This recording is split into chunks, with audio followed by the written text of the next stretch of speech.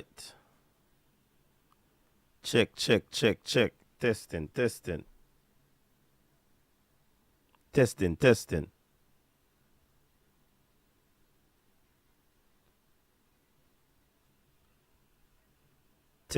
Testing. 1, 3.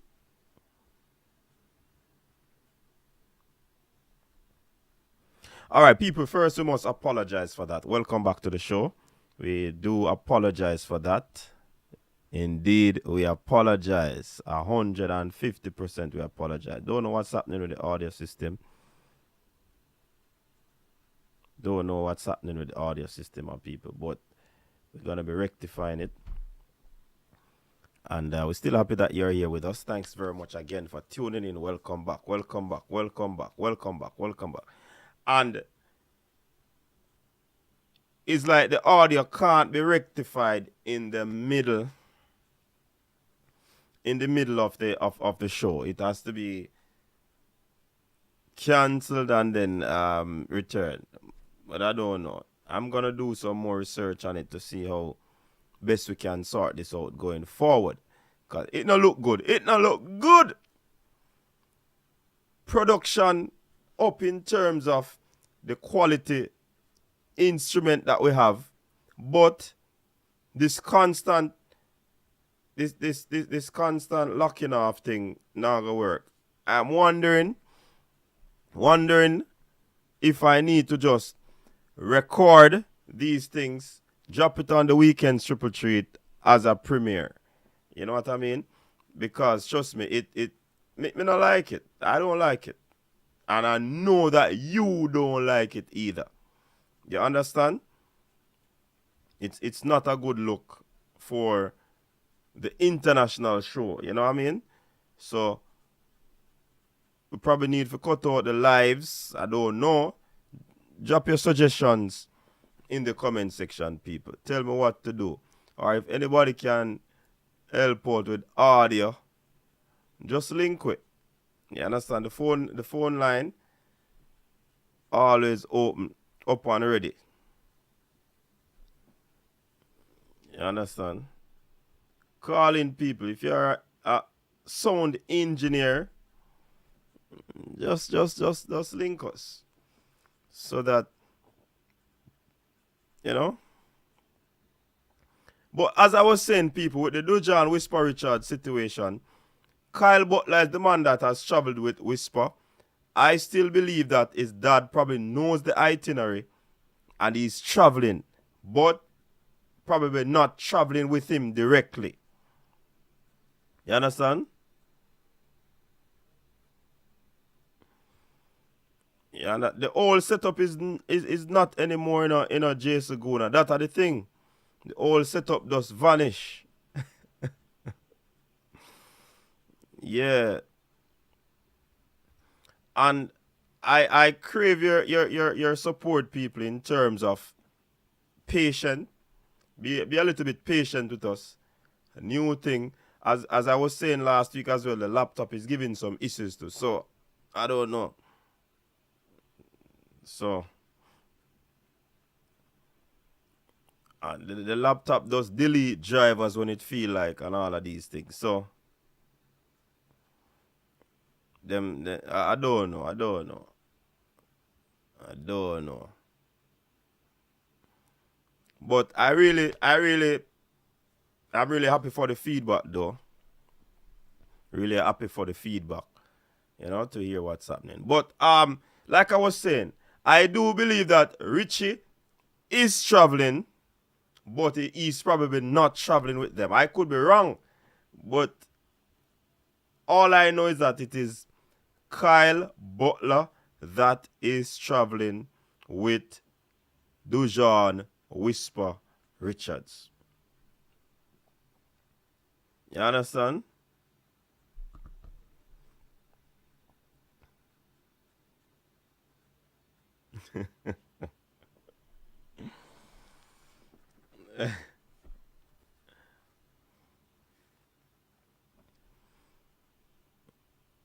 Yeah, man. Kyle Butler is traveling with Whisper and don't know where Richie is. We don't know if Richie is traveling. I'm just speculating that he might know the itinerary and is traveling. You understand? So it set away people to know that this is a very important, important, important time in Dujan's career. Listen, the man is going to a big, big, big, big, big, big, big, big, big, big, big, big, big club. And he's gonna be moving from clubs to do trials. You understand? And for Richie not to be there after we know that this man travel with the youth go everywhere. Something is wrong.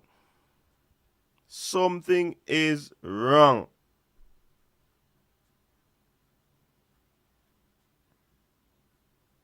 But we are just speculators. We are just people who try to decipher things, try to deduct things to see if we are spot on with some of these things. But yeah, it not look good. So people, I'm encouraging you, like up the stream, people. You can follow us on several social media sites, people.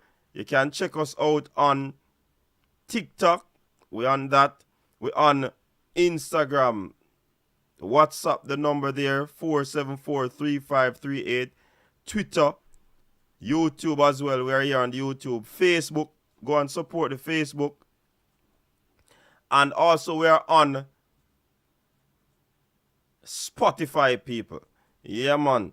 So those who have Spotify account, please remember to check out our podcast, Coach's Desk podcast, over there on Spotify. Definitely, we crave your support for that one as well. We're trying to permeate the whole social media with Coach's Desk so that people can know about Coach's Desk. You understand? Yeah, man. The WhatsApp is there so you can call in. Steady right. If you want to call in, man.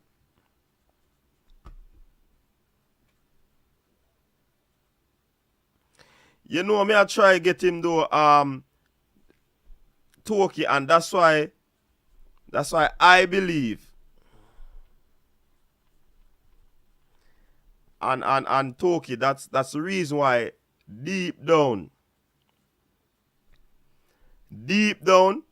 I believe that Richie is with the traveling party, but he's kind of probably holding a low profile or whatever, because I'm trying to call him and it's not connecting. It's not connecting.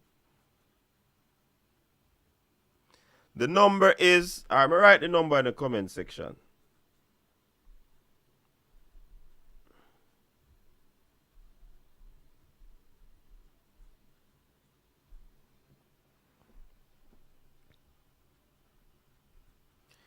I call him directly, it goes directly to voicemail. Call him WhatsApp, you just see the calling. So I believe he's traveling with them.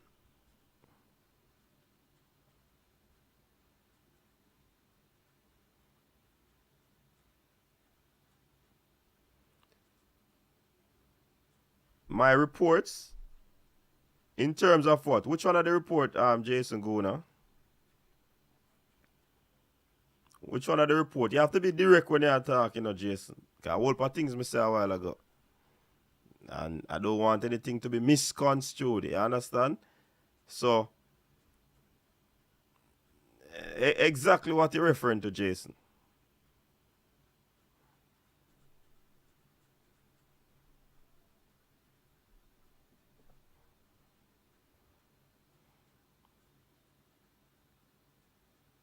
Coach Minzy, the man them say once the Shelley and Fraser car come in, you all forget that you on a live show, boss. All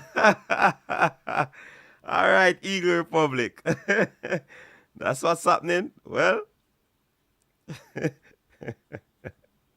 there's a lot of blushing taking place. All right, I hear you, boss. Coach, whose voice you would be hearing if you heard while going through these trials, giving you all the support and encouragement you always get? Whose voice you would be hearing in your head?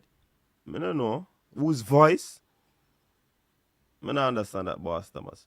Broadman Security, big up, coach. Something really wrong because Ryan did, I say, see him something about his father one night and whisper. Okay, yeah, man. And his father put up some stuff on social media, you know, on his Instagram story. And it seems very, very telling, those stuff that he placed on social media.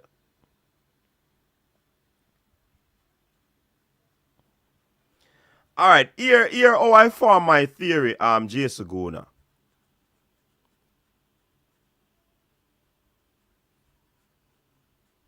Listen, this is how I deduct things and put things together, Jason. And listen, based on what he placed on social media, based on what is floating around, I tried to call him, not getting through to his number. So this is what I came up with. You understand? And I think it is close to the truth. Two things can come out of this, Jason. Is either Richie don't want to have anything to do with the media for a while, or he is en route to Europe with his son, or know the itinerary and him just a travel because him have to be a part of it, comes what may. So that is what I'm speculating at the moment, Jason Gona.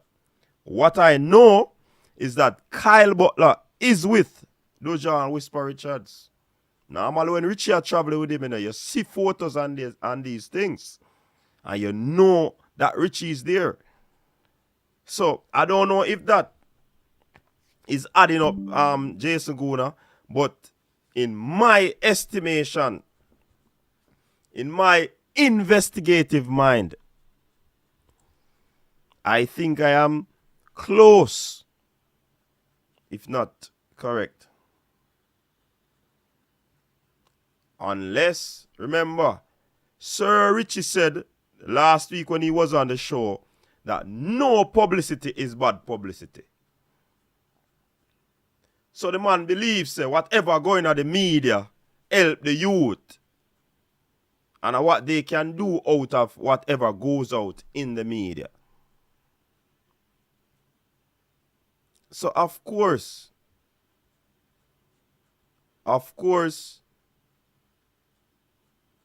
there are some differences in this traveling arrangement in terms of his father not directly being there. You understand?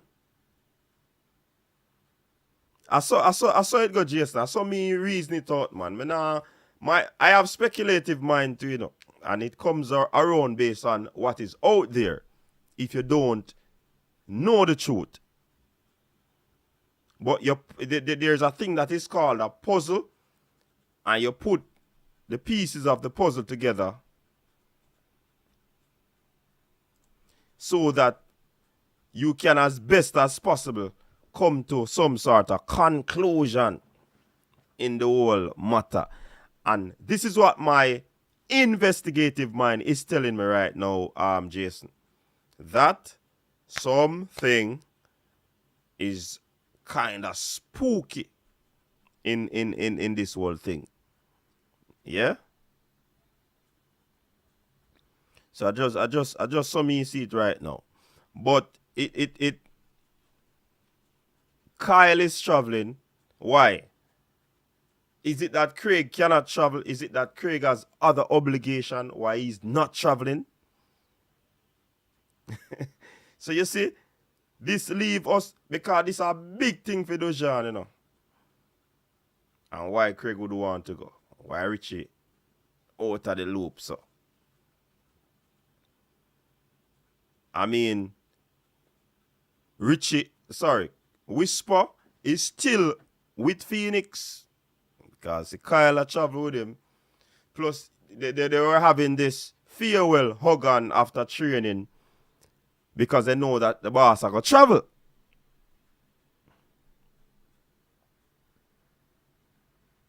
You understand? So I just saw me look upon it. I mean, the youth, I think he's mentally stronger. I'm not certain if this or these allegations or speculations that are surrounding the youngster, if it will affect him, or if it's a means of getting the youngster being relevant. Because you remember, you have marketing strategy, you know, promotion. No publicity is bad publicity. Richie said that last week on the show. Who remember? You understand? So I saw the thing set. So it set, people. And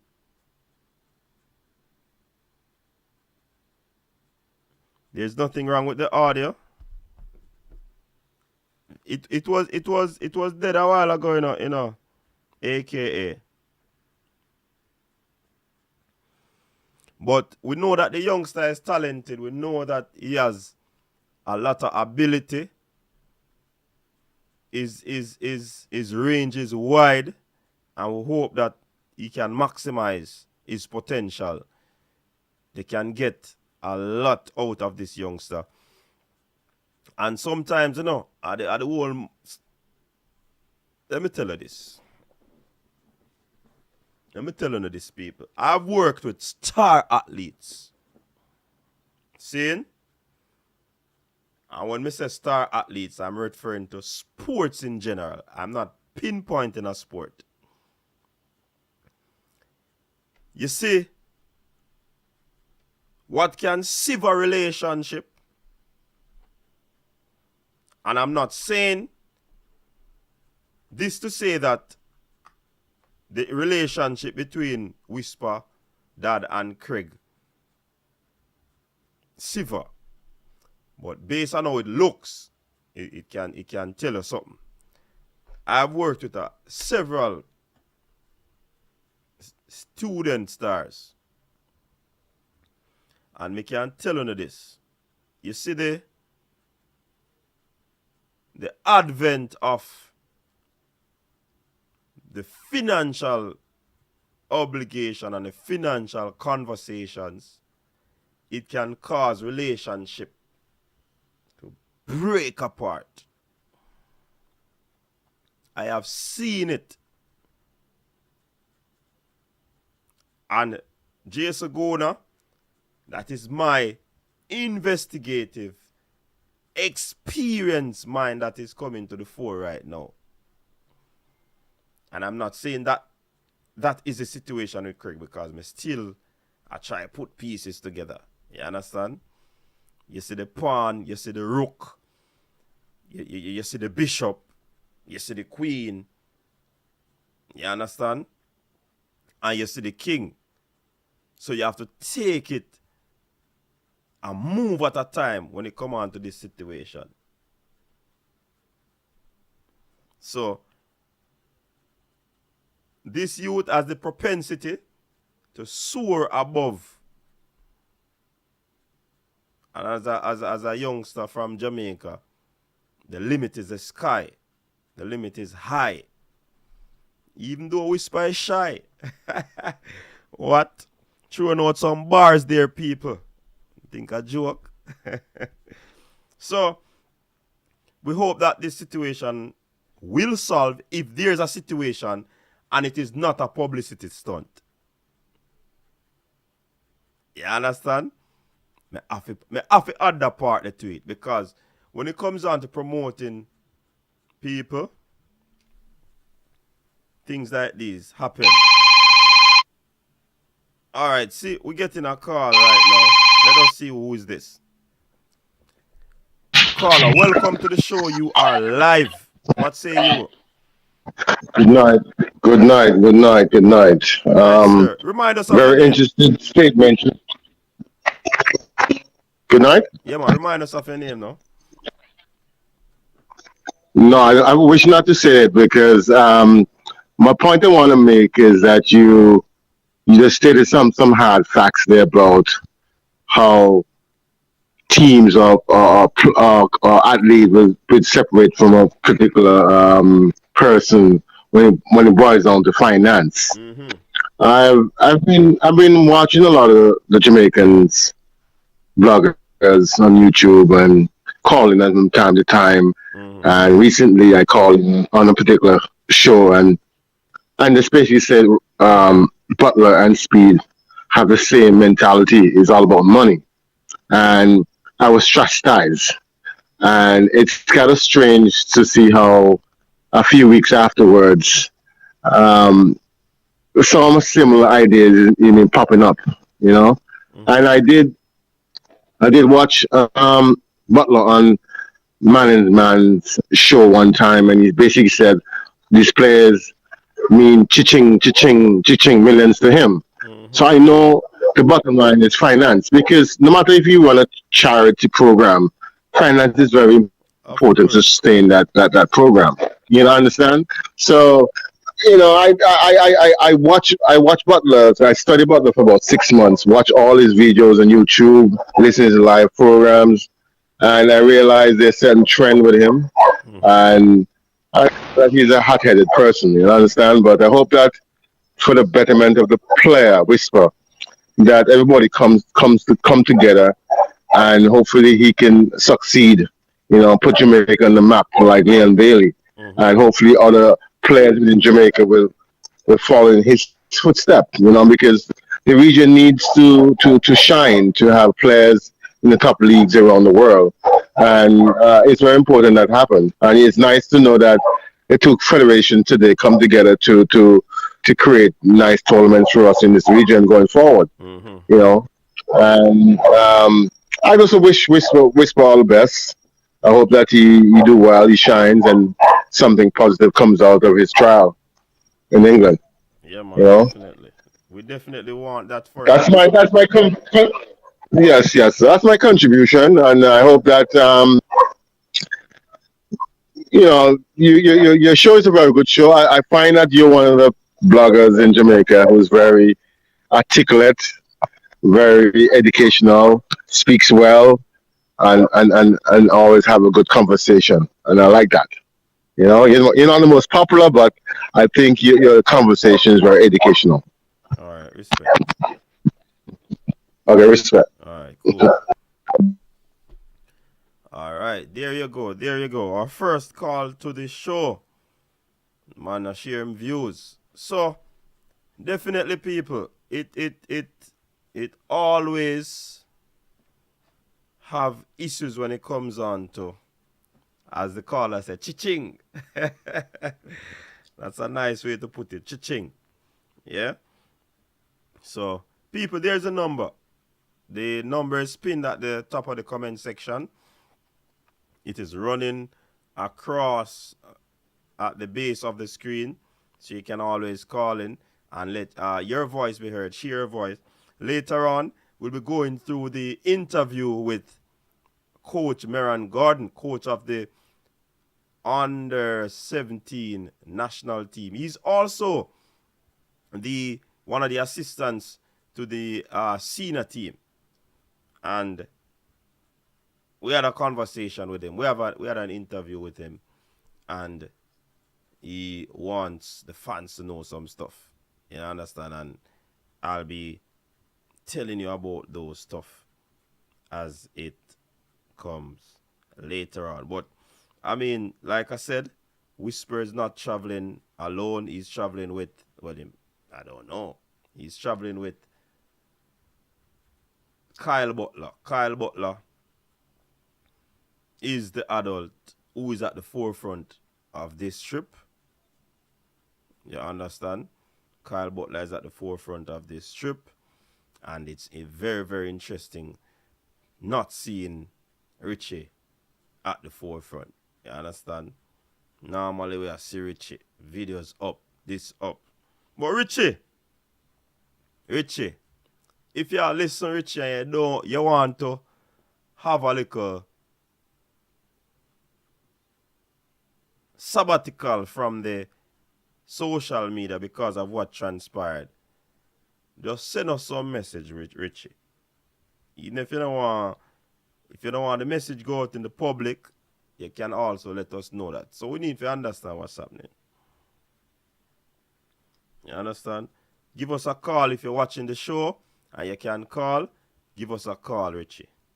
Yeah, man. People them want to hear from you, Richie. The people them want to hear from you. You know? I called not getting through to Richie. And that is why I believe he might be traveling.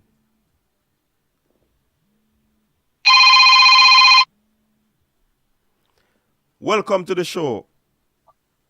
Thanks very much for tuning in. You're live. Yeah, man. Good evening. Yes.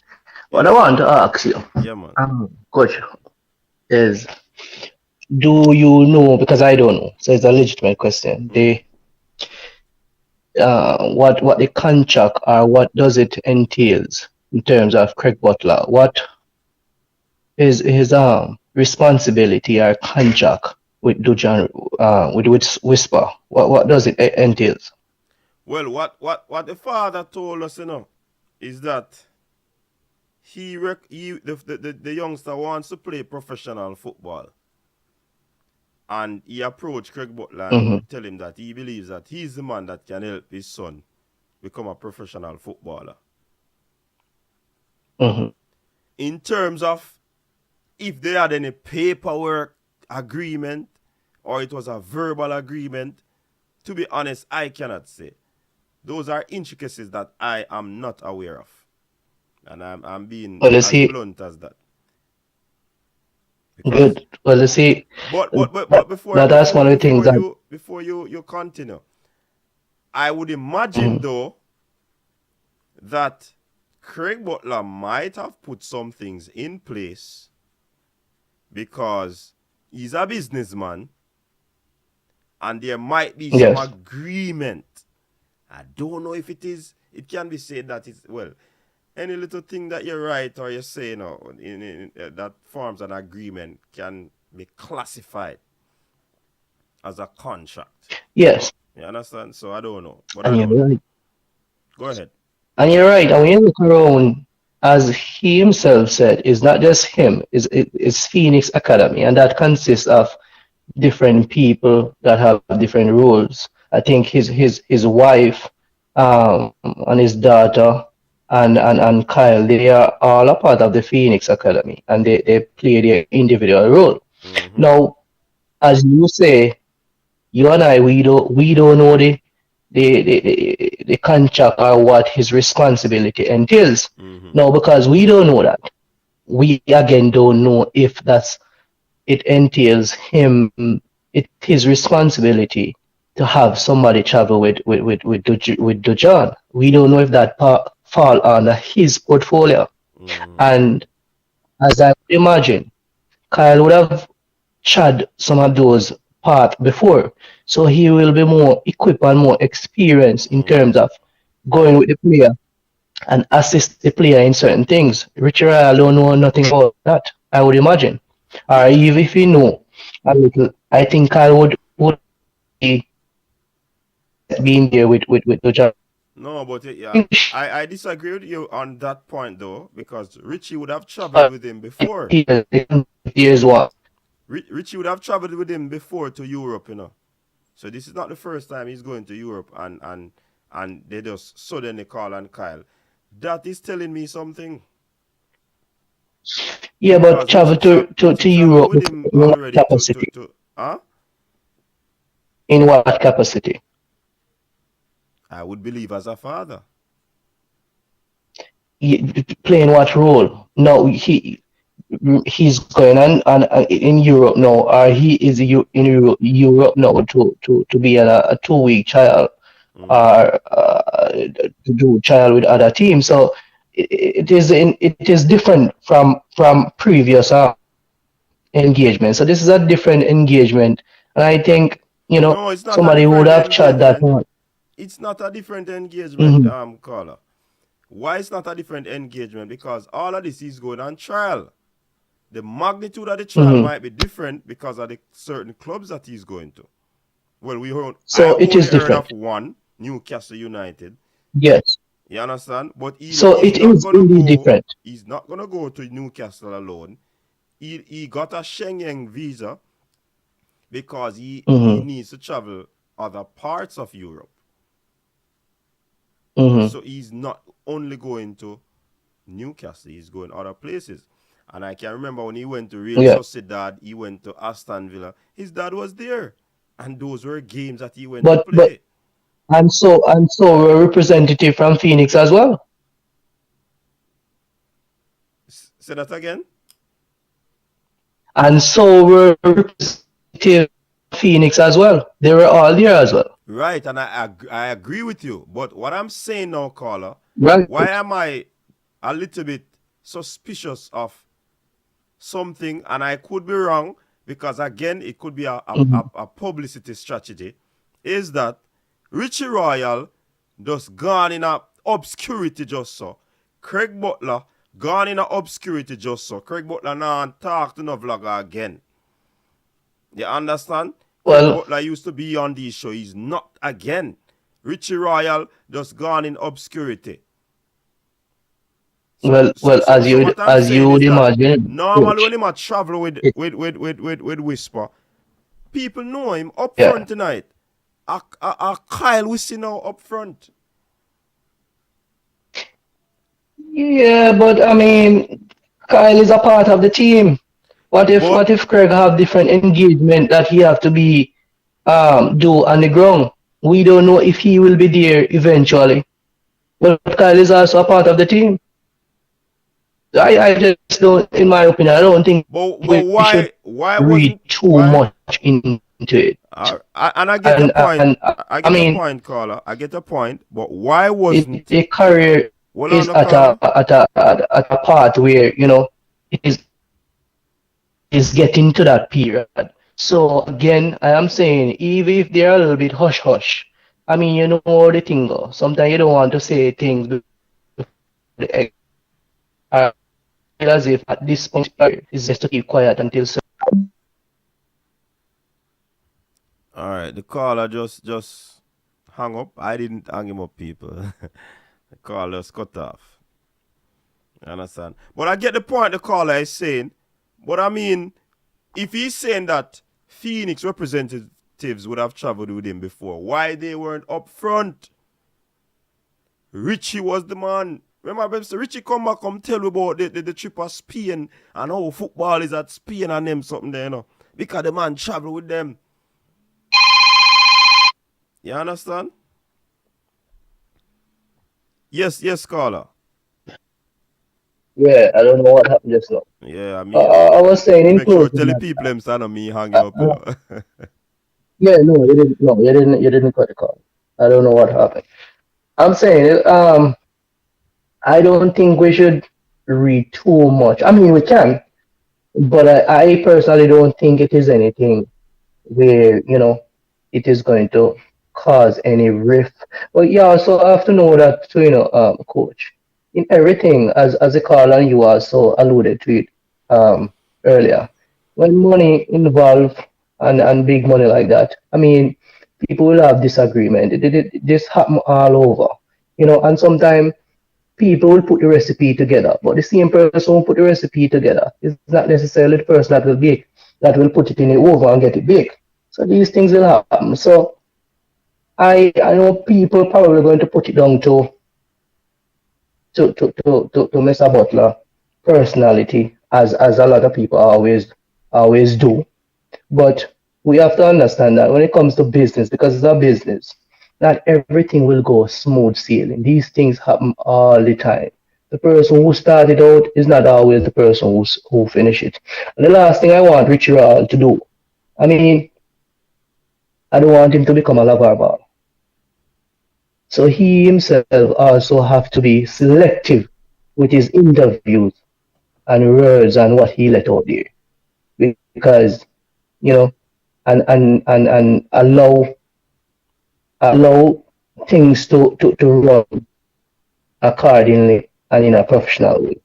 That's all I have to say. All right. Big up yourself, caller. Yeah. Alright, so people, you agree with what the caller is saying? Do you agree with what the caller is saying? I don't agree with everything that he said, to be honest. I don't agree. I mean, and that's why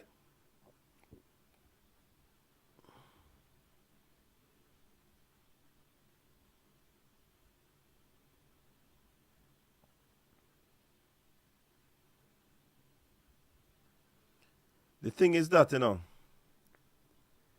I am trying to contact Richie and not getting through. And that's why my speculation bring me to the fact that he might be traveling with the youngster, but on a low-key sort of vibes.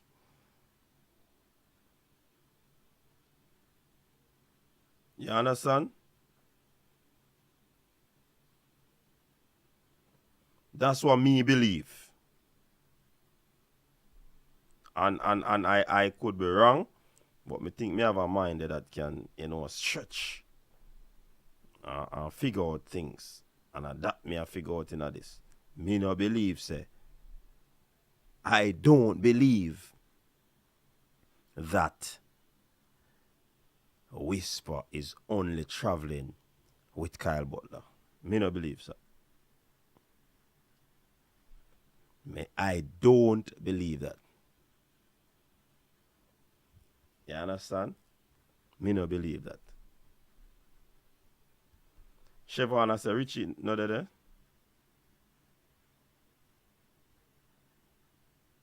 No, man. Me nah get through to Richie Rob Smith. That me I say. Me nah get through to him. Remember him call we and him talk last week,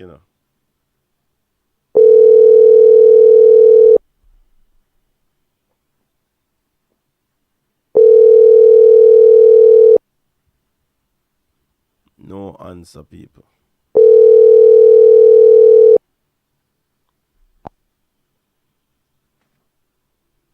So, whatever is happening is just what it is.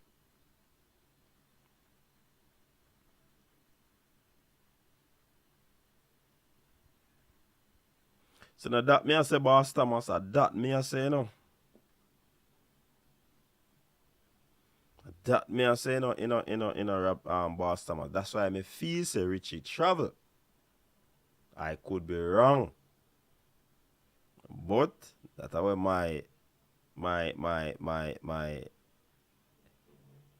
the ramblings or the active movements in the cranium is telling me. You understand?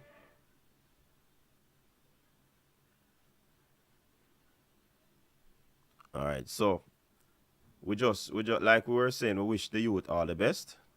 And we certainly look forward to hear the reports that will be coming from England and other parts of Europe.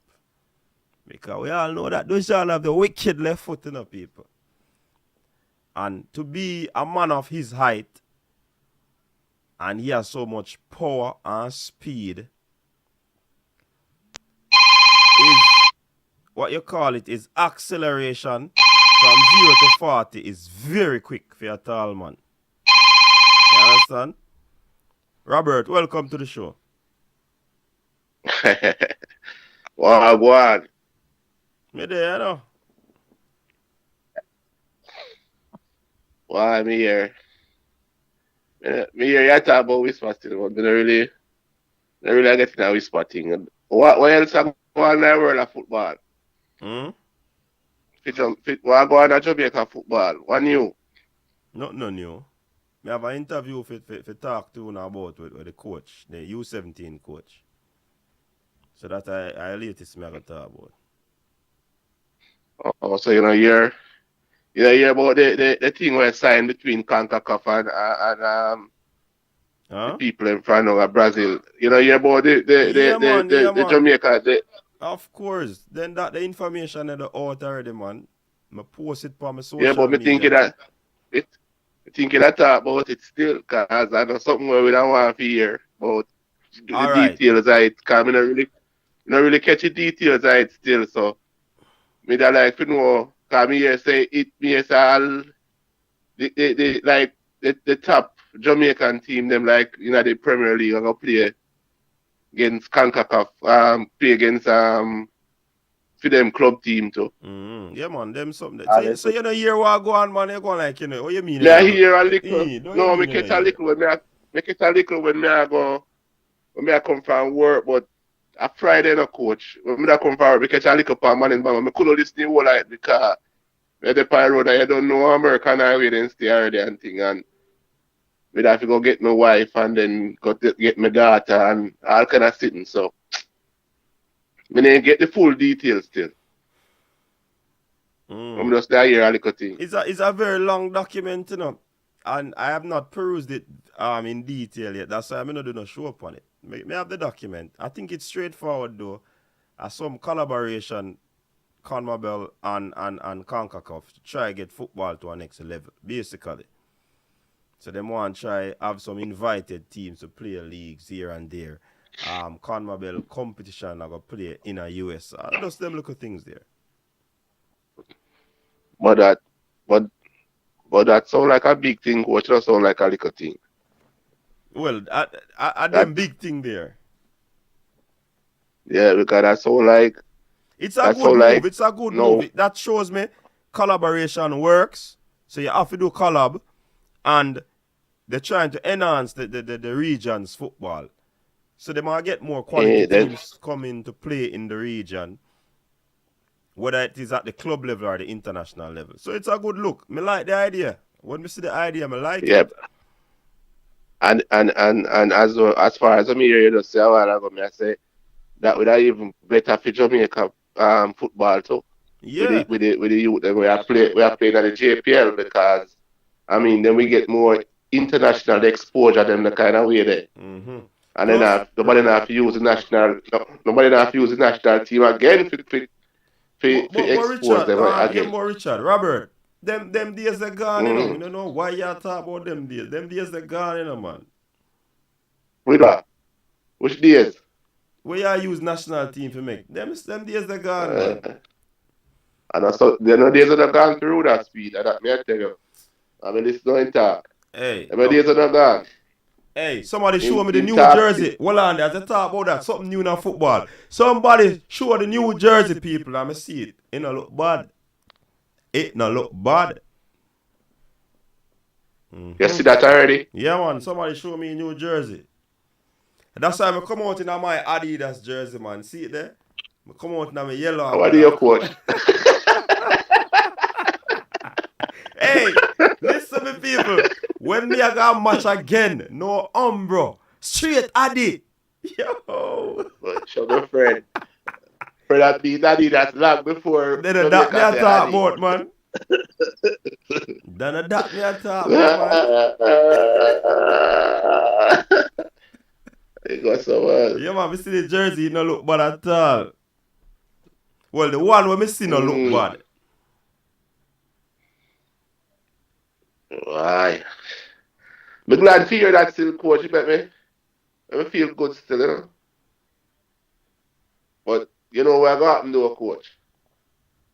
The national team have to get picked. Always have pick the best player them now, though. You know that? The what? If you're going to play up them big side, if you're going to play up like Argentina and Brazil and Chile and Ecuador and them side, the national team have to pick them the best player them now going forward. But what if everybody is not available? Hey, you see, we have to be truthful to our dynamics, Well, Robert, we have to be truthful to our dynamics. Jamaica want a team, a few teams. We have players all over the world. And when players to assemble, it's a real big deal. And we not talk length. You understand?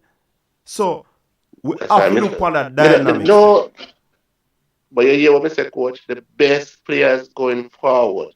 If a man not available, if they must, Jamaica, you hear the coach say, 250 players him have, when no can play for Jamaica right now. So if he must have the core of player there. So what I'm saying, there is no time now to build player in the national program. I try to tell you. So as CONCACAF already signed up to build the player then by the club level now. So if a man have to prove himself, no more time that a man can just walk in the national team without no experience, nothing behind him, qualify for it. You have to qualify to play for the national team now. That is what I talk about. You have to qualify through the national team too easy for walking a coach. I tell you, too easy. And no, sir, if it did easy, me would have walked in it already, man. This man a baller. Nice coach. Put yourself. You can't hey, listen to me, man. I need to plan the vloggers versus commenters. I want to see who a baller. Better baller, coach. So you can't manage the comment the fans them team, man. You chat, man. Hey, but still, coach, you notice that for the national team too easy to make, man. Everybody just walk in because a man want sell a player this, a man want to get little exposure to sell a player this, and I hit a breakdown with football. I not talk about which part of the world the best player come from now. If a JPL, them have to be good enough. Like me, I try to tell them, a man have to show say he want to play for the national team, have to come live up to his standard. We not build him in that anymore. We not just go pick some player because say 2 players have to come from this club and 2 players have to come, so we are left the youth them behind and all. We don't hear them, so that's the national team for. The national team have the best player them. No, coach, we can't pick up side, just go play them a big country. I know you're gonna look like idiot, you'll get 20 and 40 love, you know. You have to get the best footballers them to play them a big country, I know. Because them now coming down, them now coming down like a simple baller, like a pick up baller in a for them team to come play with us. Argentina, Brazil, and Ecuador, and Chile, and them teams, and them the teams that we have to play in a coach. With Costa Rica and Mexico and US. And if we want to help them, because remember, you know, at the Nation League, we have to qualify to figure play that the competition, you know. So we can't go there with no guessing thing in a coach. If we want to play top flight football, you know. I tell you, no guessing thing no, it ain't no more. Big man thing now, a big man football time now. And I think that and Jamaica but I feel set. And them alone in the Caribbean want get in that. Other country in the Caribbean want get in that too. Yeah, because so on a time, you know. The games are gonna be on an invitational basis. Like 6 teams gonna be invited. Yeah. So you have to be in the top 6 in a CONCACAF to play them the football. But we in the top 6 still. We're in the top 6 now. But me I tell you say. So you think we are come out? I remember up we are going there, brother. Me say we can't. That's why me say we can't joke with it now. We can't go on with the foolishness like we go on because you know take nothing. So we drop back down there. You know. Remember me tell you, you know. Because every side I improve in a coach. What you think El Salvador do? You think El Salvador just sit down and watch Jamaica just walk in a CONCACAF? Honduras not gonna allow them to do it. No team not gonna allow. And you see sometimes some teams are preparing in a Robert, but they don't really have no team on their mind, you know. They just are putting all the finer details that they need to put in to ensure that their team progress. Sometimes you are preparing and watch team. So I don't want Jamaica to be prepared and say, all right, we have to look out for El Salvador. No, we have to put in the best sort of, what you call it now, preparation. So anybody come, we can take them on. We not look for no one side. We not look for no two side. We are look for anybody. And that's so we prepare. Exactly that me talk about, coach. Me not talk say I look for the team. Me talk about say teams are out there who want the spot there too. Want to play in that they tournament there. I tell you. So we have to make sure so we do the right thing. We not can't buy the whole heap of foolishness and the fumble business and everything. We have to just do it thing right, you know. No fumble double. Yeah. Right now we have to take the football serious, very, very serious. You understand? Real man. I'm glad for you what go on still, you know. Glad for you what go on. Me just march us around the corner, you know. Hey, me see a comment where wicked. Hey, you're a real wicked man in a burp. The man say, me a propagate Adidas. See? And he can bet say me have Nike shoes. Me have Puma shoes too, man. And he say, he want all like Nike shoes and squeeze me.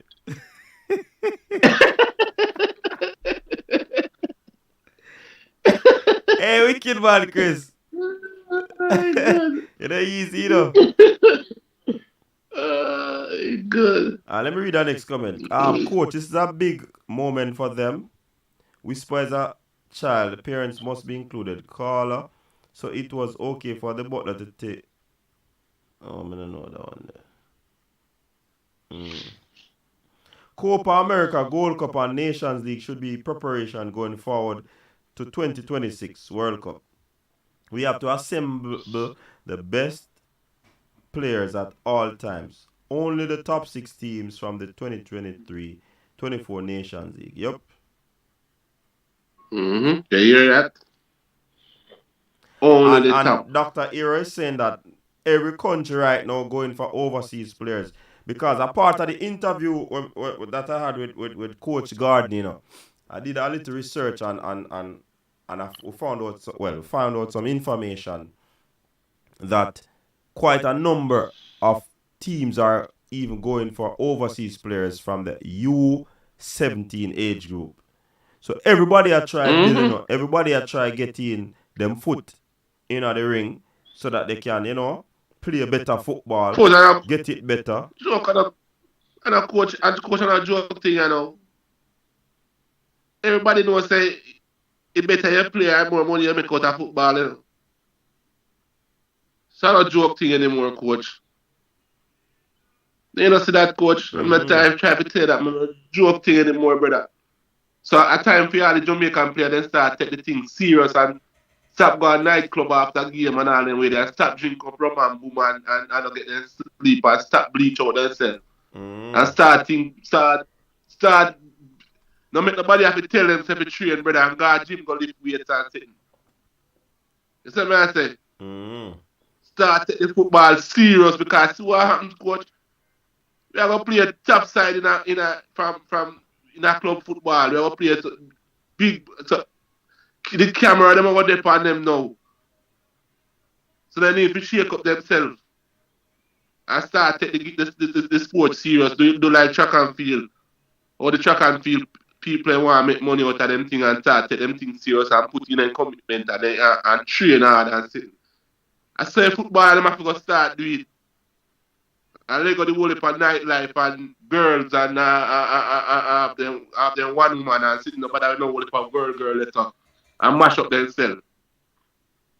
And start drink up the whole heap of boom and rum and sitting. A wicked man thing that, you know. Start taking football, start taking the thing on a serious level now, brother. Tell me, I tell you. And because doors are going to open now. Whole heap of people always have said Jamaica full of talent. If can we go on a campaign for you ballers them in Jamaica? For 2023, you have to put in 1 year worth of work. On a serious level. Go your bed early because in a part of fitness, a part of sports, you have to get your rest.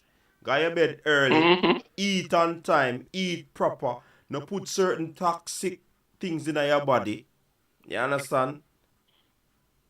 Exactly. Nobody with the outer road thing on them something there, but guy your bed go rest. Why you think you track and feel at least and do so well, Bridget?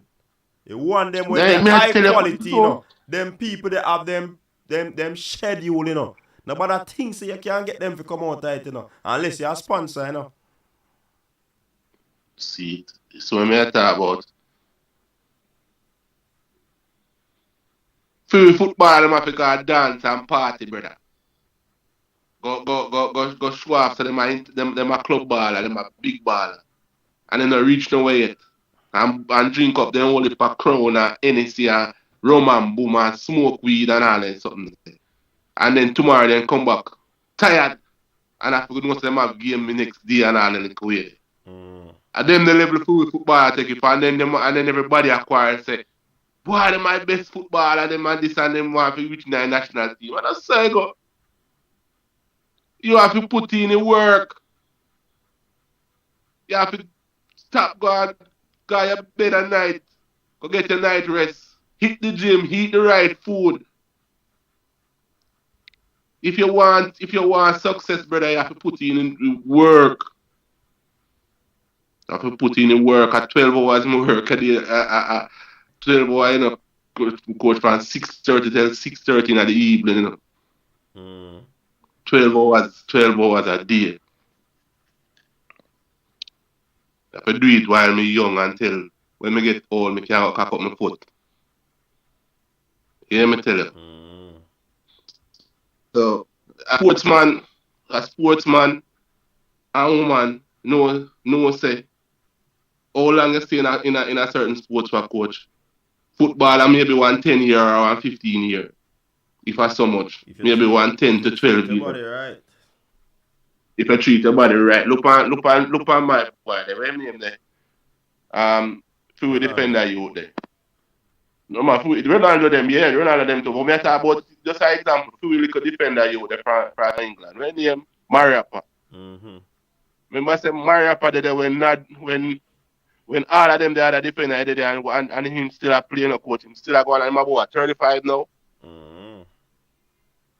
And him man fit on some young boy.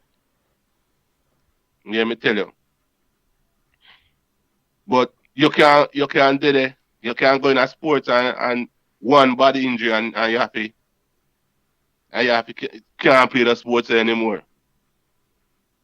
So you have to work hard now and feed the body the right way and exercise and go to gym, go lift weight, man. I tell you, them Jamaica football are not taking things serious, brother. As soon as they start making little money, a girl and dance and rum and boom and them sitting there. Every little young boy. Me there Jamaica, me go to Jamaica and go on the road. Every little young boy, rum and boom, and a bun weed. Every little young youth. As early as the morning is, them get up out of them bed, not even drink tea or eat none. Weed and boom and rum. Tea. Oh yeah, talk, Sir Robert. People drink tea again. Yeah. A Generation Z you talk about in a Richard.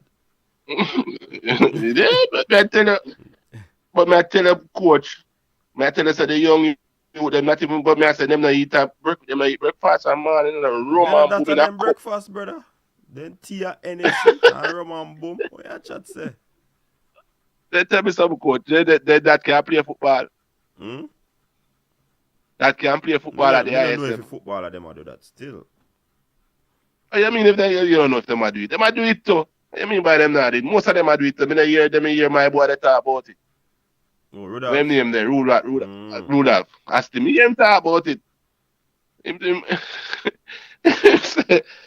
said the youth them are rub and boom and bleach out face. And that the youth them deal with. Find them a star. Them a go to school, the youth them a go to high school and people them around them are telling so them a big baller before them even reach nowhere. Now them little way there. So then stop play ball. Stop play ball, stop exercise, stop everything and now them becomes big baller. Yo. Well, now them see opportunity. People, they want opportunity. No. Now them see it. So, I them to grab it with both hands now. Yeah. All right, Robert, who want to get into the interview? All right. And hear the people them comment on it now. So, big up yourself and thanks for calling. You understand? Cool, coach. All right. No, you got to tune in, see me.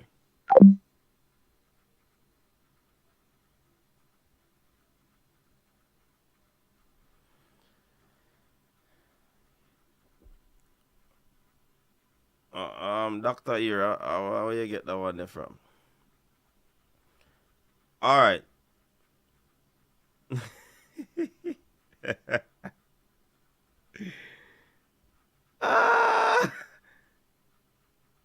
Hey, wicked man, nobody with the foolishness. I them think they want to hear one man say something, I want to latch on to it. The man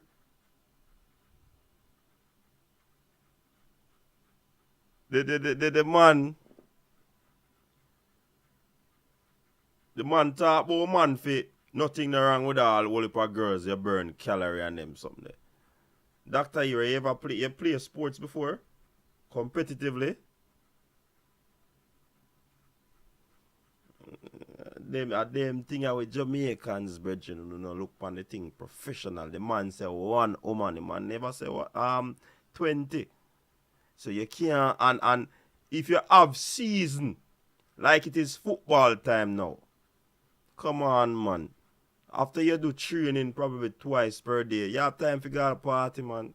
Unless a business you got to do up on the road, turn your yard and get a rest.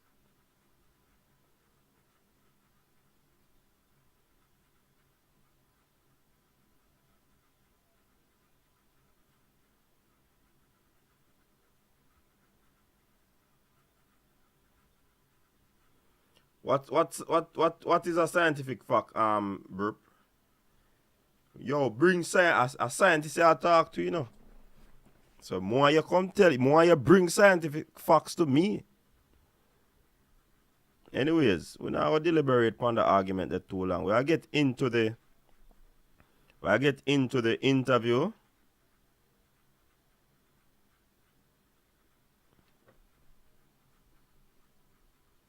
Thank you, Kevin. That's true. Cause the man they don't understand the whole sport in reality. That, you know.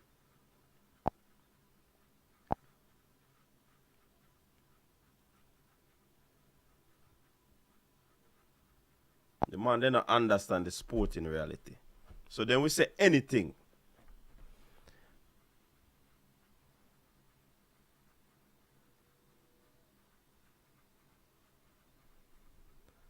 Anyways, let's get into the interview. Man, I'm going to athlete personal life now. Rob Smith, me never know I say you stay.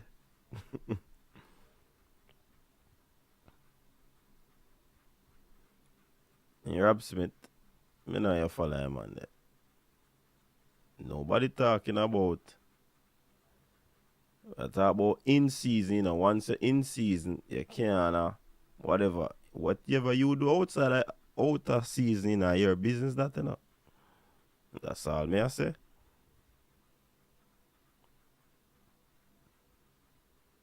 That's all I'm saying, my brother.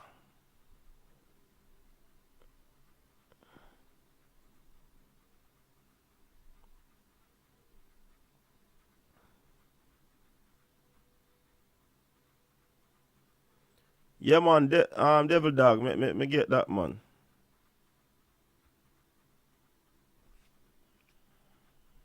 Alright, so I had an interview with Coach Gordon, coach of the U17 team. Tried to get him to come on the show, but he said it's not possible because he is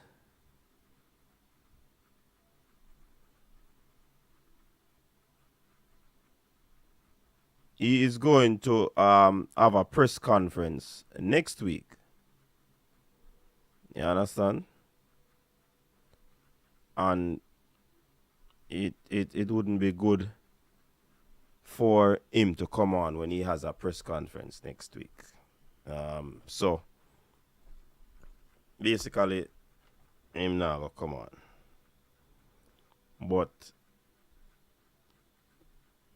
being the person I am, I just say, all right, use the opportunity to ask him some questions that the fans are asking. Yeah? So I went ahead and I asked some questions, people. Right? I asked some questions, and I'm going to share with you some of the answers that he gave.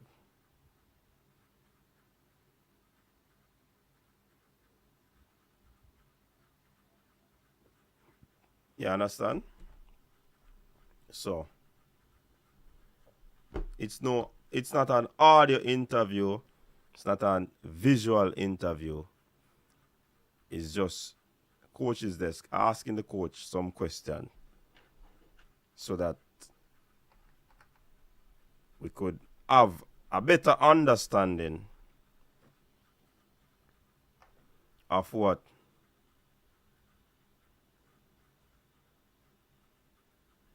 you understand? So this is how it unfolds. So first things first, the coach mentioned that I didn't ask him any question on this one. He went straight ahead to clarify.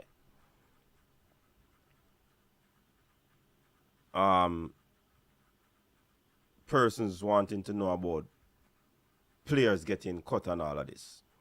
So the coach clarified by saying that he is not the one who makes a decision to cut players. All the members of this coaching staff, they have their rubric, which they set and they observe players over a period of time. And they actually assess the players as they go on throughout the training sessions. Then they will have one-on-one with the players. One-on-one with the players so that the players will either pull up their socks or continue to do, or this is the area that you need to improve in. This is the area that you need to improve in. You understand? So that is what he says, or what he said, in regards to players being sent home or players being cut from the squad.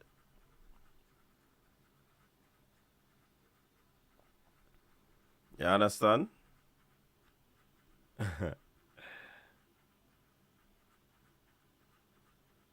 He said that Tuesday morning the squad will cut to 24.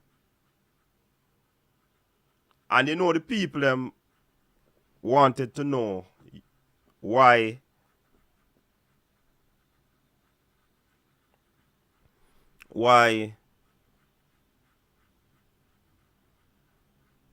they have 20 odd players still there when it's a 20-man squad.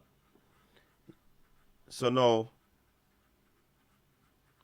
he made reference to injury situation. Players can become injured, and you don't want to have a depleted squad in training. That will also disrupt the training tempo. When you could be having a squad match and looking at players' rotation and all of that, you have to revert to something else that basically will disrupt the tempo of the training.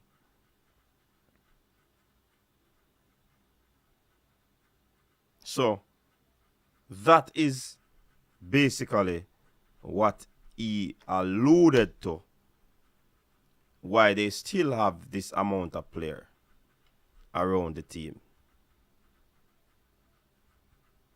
And that's one of the reasons, or a few of the reasons, why it take them so long to have the team narrowed down to the specific number. Right? And he cited other teams in the region that they are still actually not finalized their team as yet. And the fans need to understand that this is crucial, this is critical. The youngsters are talented. It's very, very difficult for them to actually just send home my youth. When it is done, and let me hasten to say, he made mention of it is not fear. It's not and never fear to the youngsters who come to these camps. Why? Because the little time that they have, it is who actually show up in that particular moment. So, we have a training session. A man take a longer while to boots up. You know, you have some vehicle that accelerate quicker than some. But because you're going 60 meters, it will take too long. That's why Usain Bolt never run a 60 meter. Because by the time Bolt, when the race are done at 60 meter, Bolt just get ready to run. So some youngsters take a while, and then it no fear to them, because when it's time for the camp to end, some man probably just adapt on all of these things. And it's not fear. It's who basically strong mentally and come with their A game throughout the camp. So it's not like this one is better than this one. It's not like that one is better than that one. But it's basically who have the propensity to weather that particular thing. He said also that when it come on to situations and scenarios like this, you're going to be having no Rob Smith. That's what he's saying. There's no rush to cut to 20. Oh, okay. I get what you're saying. So there's no rush.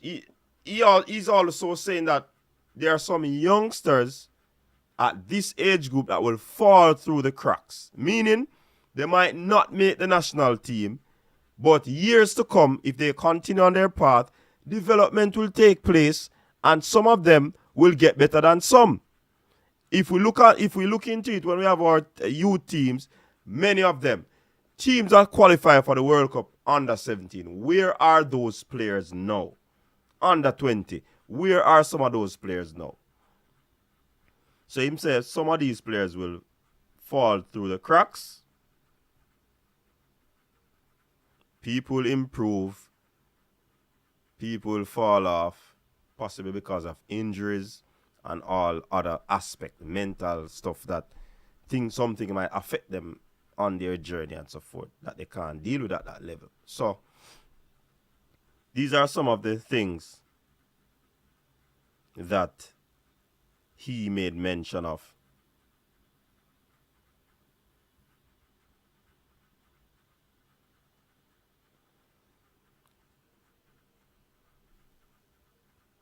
Basically. Alright, so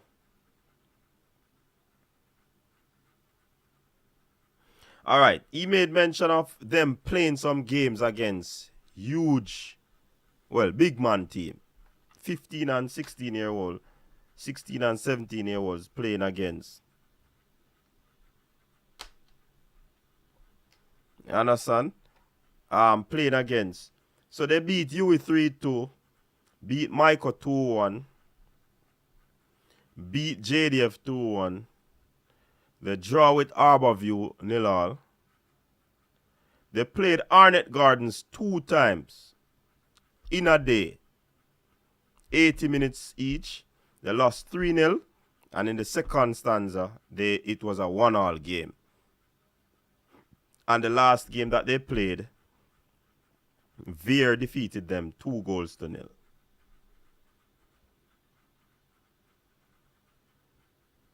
All right. So that is the situation where that is concerned.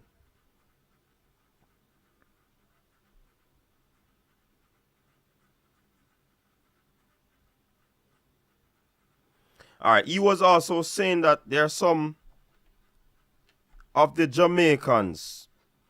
If, for example, you have some of those players like Adrian Reed plays for Cavalier, Ronaldo Barrett that plays for Cavalier, Bell, who is a Phoenix and Wolmer's players. If those players were overseas and have those opportunities, they would have excelled as well. You understand? So not because a player comes from a United States, comes from a Europe, not necessarily they are better than the locals at this age. Because I don't remember one of the name of the player that he gave him a little, possibly a scouting report on the US team.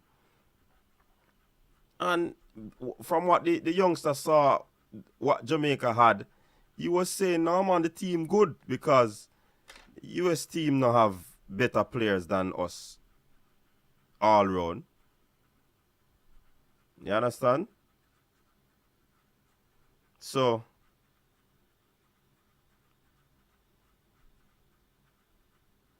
that is a situation, a scenario that has to be looked into. He said the local players, they are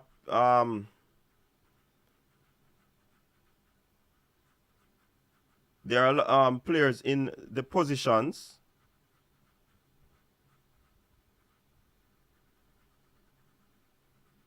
I mentioned that already. There are players in positions that play other positions like the local players. But if they were overseas, they got that opportunity, they would have been in that same scenario. In other words, our local youngsters were in that opportunity. They would have the same or even better than some of these players that come. I'm just giving you what the coach is saying.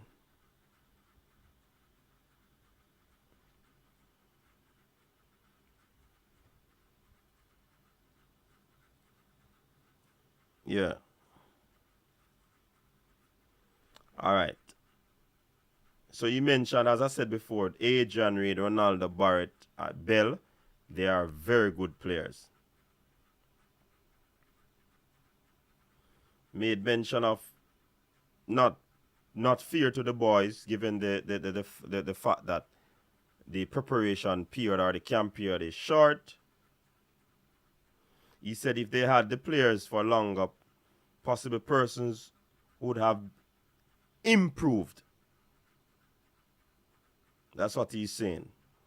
Players would have improved. I guess this is a bombshell. He said that Zach Lovelace, Lumsden won't be playing for the U17 because their paperwork will not come through. And this is from the coach's mouth. Zach Lovelace and Lumsden, it won't happen for them for this under-17 team because the paperwork won't come through.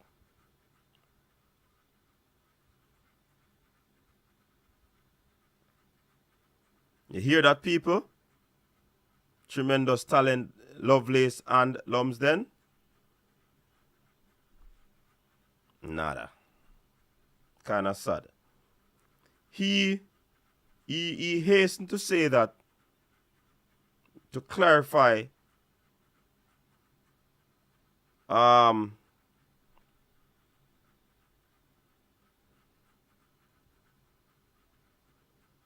Yes, that is very disappointing, Rob Smith. Very disappointing. And he was disappointed as well.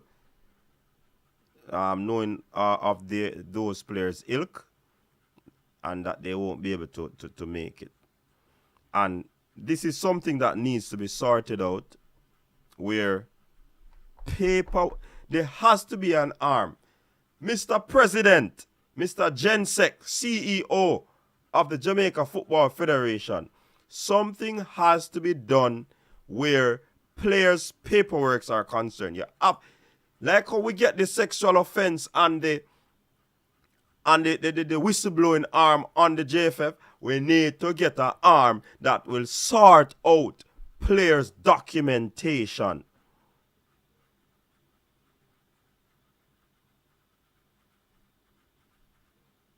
We need we need a documentation arm of the Jamaica Football Federation. So when senior players, when junior players are coming through, they are referred to those people.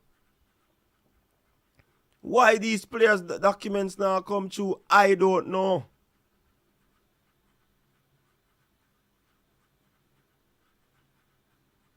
You understand? Why it not come through? Me don't know. Cause my feeling was a bit disappointing when me hear the man said that. And he was disappointed as well. But something has to be done with where that aspect of it is concerned, people. Yeah, man, that need to sort out.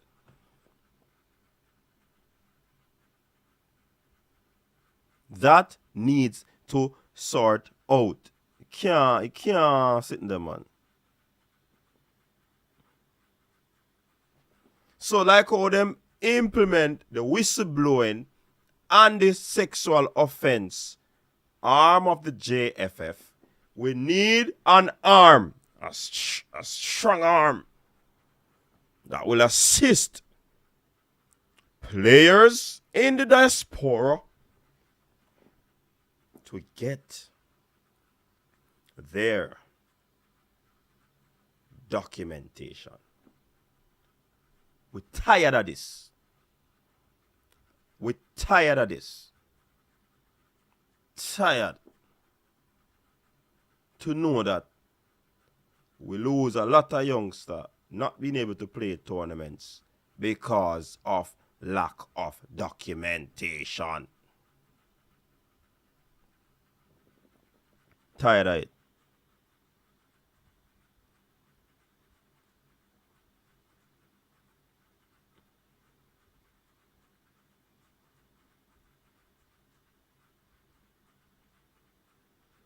Nigel say him hardly doubt he is disappointed.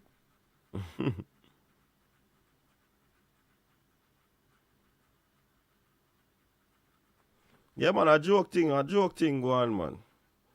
I don't know where the breakdown happened.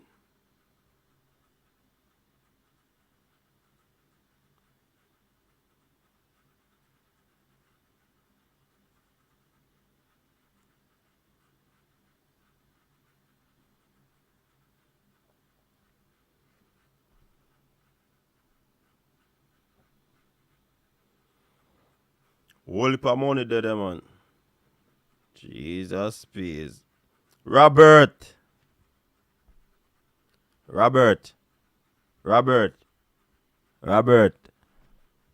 just say one thing. Hold on there, Robert. Just call me back when time I finish deliberate this. Just call me back.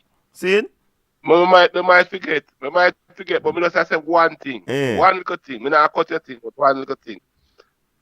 I think Merron Garden should be fired. And yes, I'm serious, coach. I think he should be fired, coach. On what premise? May I tell you that? All right? If he's not qualified the team here, him should be fired from the federation. And the Gensec tell me, say a result talk, so me go see. May I tell you, Merron Garden should be fired with his staff, and we should not use no local coach to coach the national under 17, under 20, and the senior team until them sure the professionalism to carry the team through and stop use this narrative to put overseas and local based player and in a one little basket and I talk about who better than who and that. And the best player they will pick and I talk about who better from who no better. Just pick the best player and talk about opportunity, giving opportunity. But we not always have said that, Robert, aren't we always saying that our players need opportunity? So why if the coach said? I mean, I defend the coach, you know, I just say it because we always have said it. So what the difference? Coach, the team, them may talk about the way you represent your country. Opportunity there otherwise. For who? Only for opportunity there our players now. Whisper. Hey, hold on, Robert. Some cases are anomaly in a Virgin. When you look on this, when you look on the footballing landscape, we don't have a lot of opportunities. We're academies there in Jamaica where boys just are going to learn football, learn tactics, learn system, learn movement. It's not there. So if we use the national team, then to do all of that we are talking about. Who said that? That you tell me. No, what may I tell you that for? I don't agree with that. I know that them do. Oh, but exactly what Merron Gardner say. Exactly what I say. What must say? I tell you that time I say if they had the opportunity overseas, like where there was other players have. Are you saying it or are you just reading what that and say it or not? Yeah, him say that. Right. So you don't agree with it. You don't agree with it. Coach. Answer my question. Do you agree with the statement? Coach, I don't agree with the part where I compare I know part we are talking about. Let me ask you again. Do you believe that the youngsters that are abroad, whether in US, Germany, US, UK, Spain, Holland, wherever the Jamaicans are, Belgium, do you believe that those youngsters have a greater opportunity than the ones that are living on the island? Yes. Okay, I rest my case. Richard, Robert, yes, finish the argument so you can call back Robert. All right, do you think? Because me I'll call back.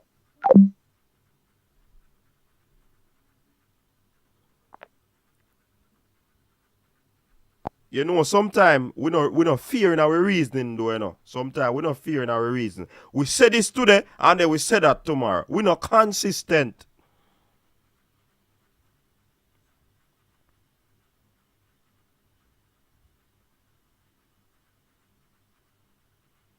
And you see, the questions when me ask the coach, you know, we don't ask, you know. That's why when you get the answer, when you get the answer, you don't like it. Yeah, but fresh God, how many of our players are getting the opportunity to go? Listen, if you have a youth who want to play football, you are going to want him give up academics to go to football. Many of our Jamaicans now go do that. Our Jamaican parents. When me used to go to school and I train for the Costa Cup, my mother said me got the Costa Cup training, you know. But she asked me, me come in so late? Where me I come from? And she knows that training me I come from. Eh? I don't know it. I don't know it.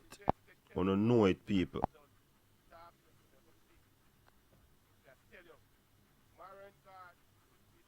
I don't know it.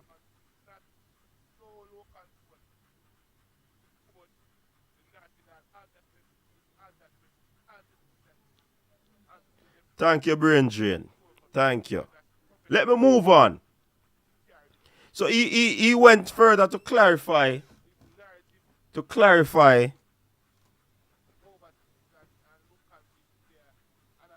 He went further to clarify the living conditions up by the Captain Horace Burrell, Center of Excellence.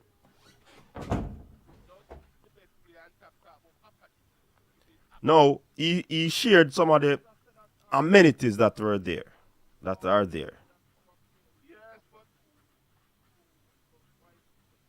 Me no know no Land Ezra. Everybody, based on the statement, everybody are going to pick out what them. Me pick out something out of it, you know. Everybody are going to pick out something.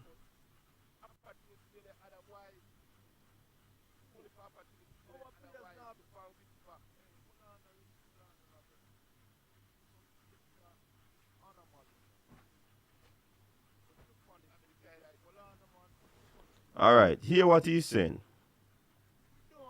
Up at the center, you have the rooms are 2 to a room, 2 youths to a room. They have twin beds. There is no bunk bed, from what he's saying, is up by the Captain Horace Burrell Center of Excellence.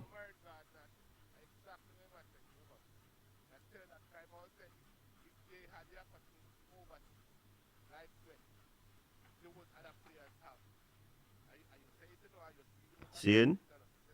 So he said each room has its own bathroom, a ceiling fan, TV, and AC. So that's the amenity for one room. 2 twin beds to a room with 2 youngsters in a room.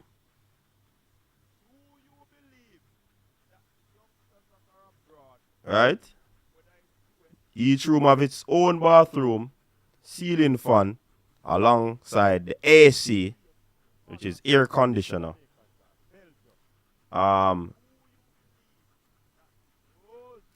There's a lounge there, and he said that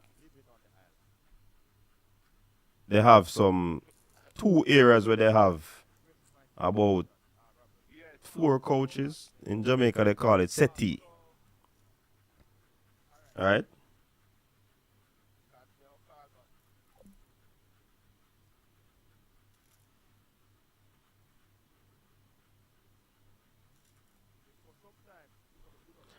Listen, the man say him a clear it up in a fresh God. The man say him a clear it up. That's what the man tell me now. Me I report what the man tell me.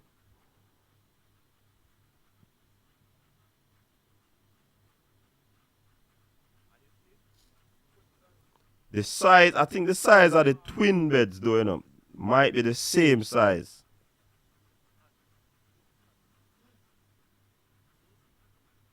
It's just it is the same size. But bunk bed is when you have one on top of the other. The man said nothing like that.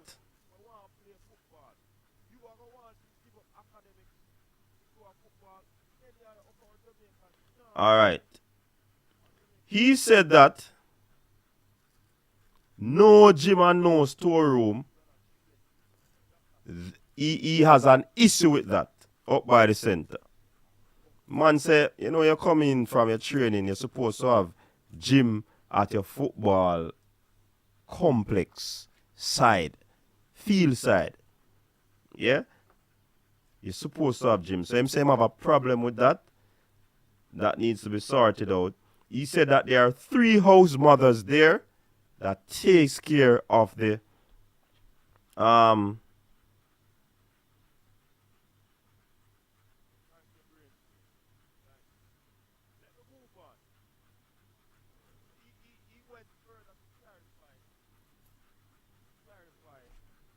right?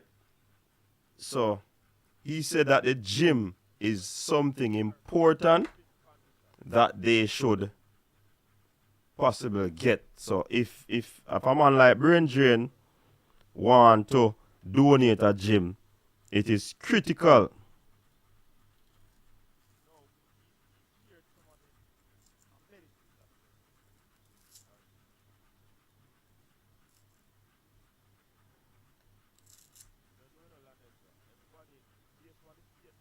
What you miss, Ohini? I tried to get the coach on the program, but he has declined, but he gave me an off-camera interview. And I'm just reporting some of the stuff that he said. So he said that the gym that is not there is very critical, and he doesn't like the fact that the gym is not there. And you know, if it's a high performance center, you have to have gym nearby. So I was saying that he said that there are 3 house mothers that takes care of the whole fixing up, tidying up, and ensures that everything in order. The man said, one next thing that is the problem there is the internet speed. The man said the internet speed is very poor. So that is something that needs to be worked on. And they said they might try to work it out. He said that he spoke to the manager. Because I asked him about the visa issues, people. When I want to know about the visa issues, I ask him about the visa. 2 of the questions I asked about are Zach Lovelace and Lumsden. And when the man tell me say them player they now going to make it, I shock. And him tell me about, and I ask him again about the visa stuff, which me no want to hear about. See?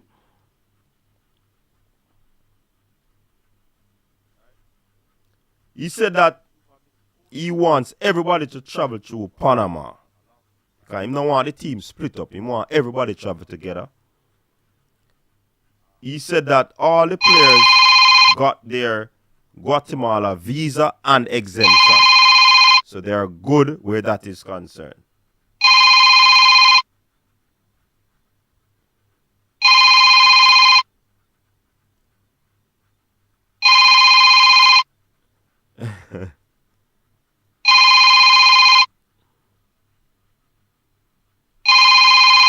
So, Qatar, me soon answer Qatar. Call me back in 1 minute. So that is a situation where the whole training, the whole thing that is happening up there. Like I said before, he said he assessed the players with his team.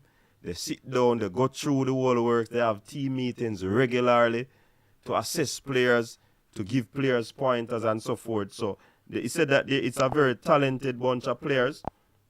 He also alluded to the fact that one of the things that is critical for other teams to qualify for the World Cup was that they camped in Brazil and they also played a number of friendlies. In the press conference, he bemoaned that because at this level he said that there's not a lot of teams that want to, you'd call it,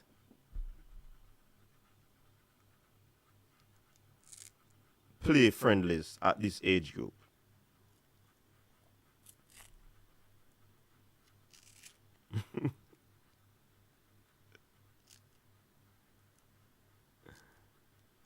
Lulu, he said that every single room has its own bathroom. And there are 2 players to a room. I don't know Nitro who. I didn't ask him who was assisting the players with the passport, but he said that the manager told him that all the players got their Guatemala visa and their exemption. And they'll travel through Panama because he told them that he wants everybody to travel together. So, I am just reporting that. Who did all of that? I don't know.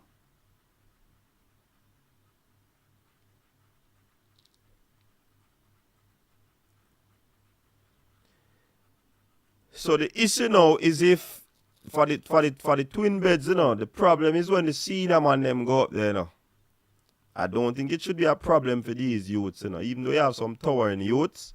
But I think the most problem are going to be for the senior man them for camp this up. For the on twin bed, because twin bed not really big still, You understand?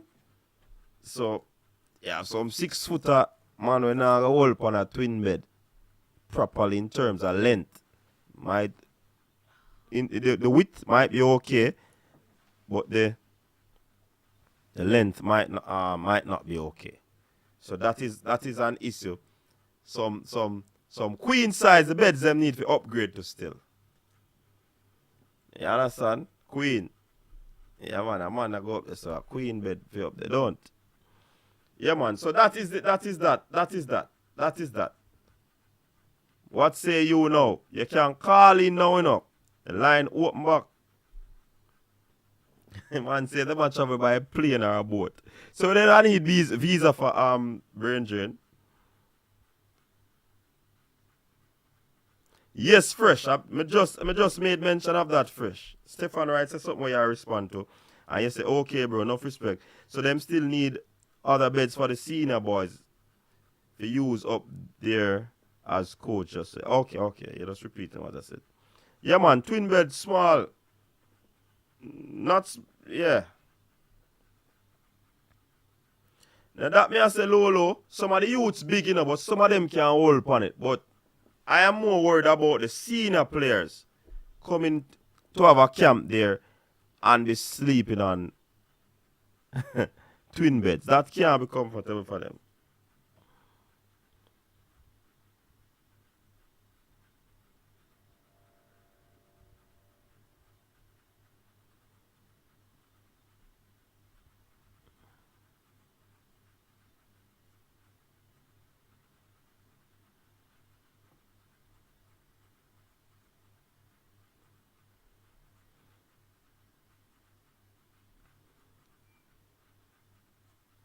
Yeah, man, at least a queen size them need for sure. Because the whole thing of having a twin bed can be devastating to some players. Especially when your foot not fully upon the bed, you know, that can cause circulation problem. You need visa to go up on boat. Me never know. It's a true. Me never know you need visa to go up on boat. Eh? And who run them visa there? I try to get a boat visa. Where you say fresh end the show?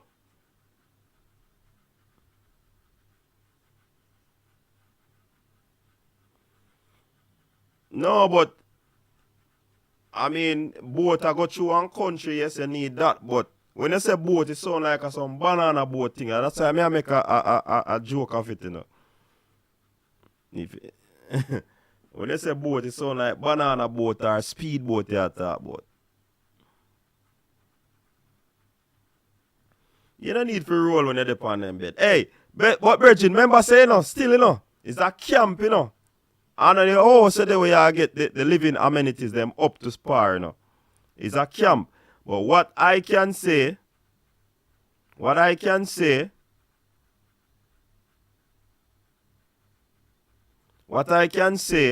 is that the twin beds are too small.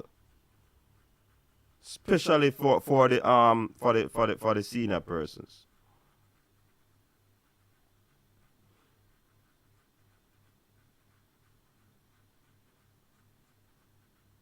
Yeah, if you put two twin beds together, you can get a king, you know.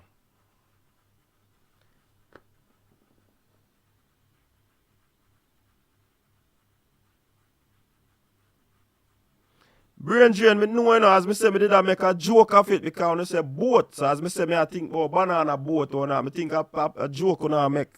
So that's why I say, me never know about visa for boat. Banana boat or speed boat. Of course, any port of entry that you go through. I know that.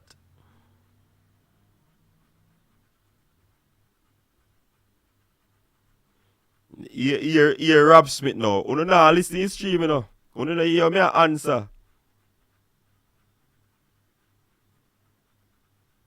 Hear the man them at a school, me man, on something I know. John star. People, I was just making a joke because the man then sound like some banana boat thing them not talk about.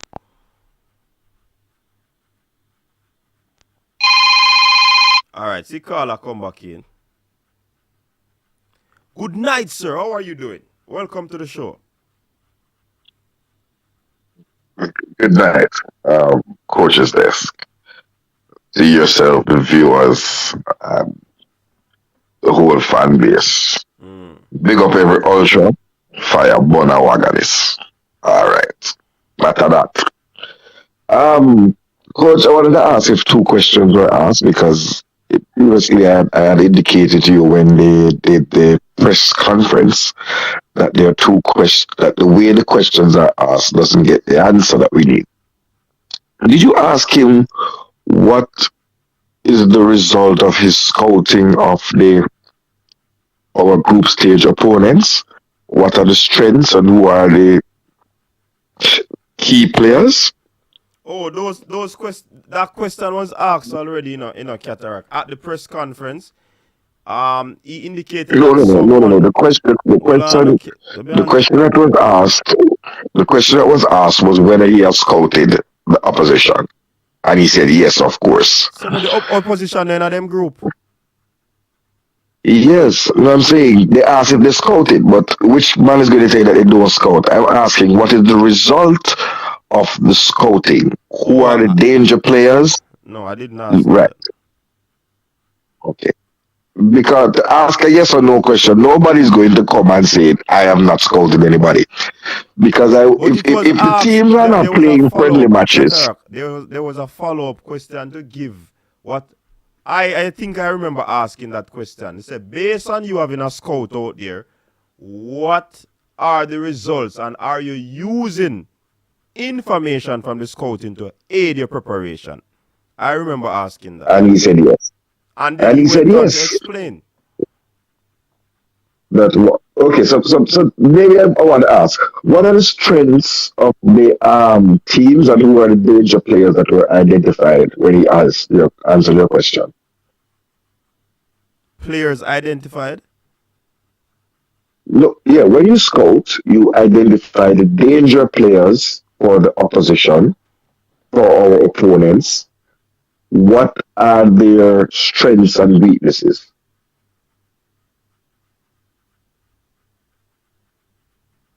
You know, so me read that question in a comment section and lose a cataract. I apologize. Go again. Hello?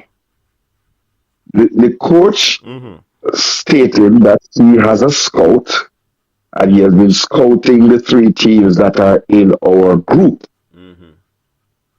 Right? And I'm asking, brilliant. That having been done, could you tell the Jamaican public who are the danger players for the three teams that we are facing? Second question. What are the strengths? Hold on, man. What are the strengths? Yes, because you said he answered it. So having heard his answer, I'm asking you, can you report to us? He didn't go into detail. No, I want to ask nothing. I want to ask the man if he scout, he say yes. And you asked him if he is using the results of the scouting in his preparation, and he said yes. It's two yes and no questions he asked. And I'm saying to you, nobody's going to say, no, I'm not using the scouting to inform my preparation. But what I am saying to you is I'm challenging that, because I read several places where Cuba is not playing any friendlies. So where are we scouting? Where did we scout Cuba? Who went to Cuba? Where did we scout? Who are the other two teams in our group? I mean, not Cuba, but who are the other two teams? Where we scout them?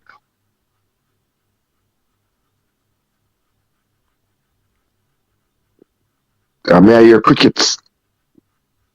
Where? In your background or mine? Look on the line.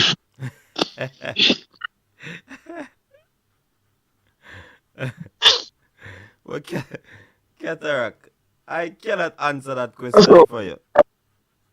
No, you can, because you said you asked the question and the coach answered it. Well, me just tell us that I never answer that until we play them. So, me if you answer it, Cataract, Jesus, please. Why you be so difficult? What do you mean, but why would he say that?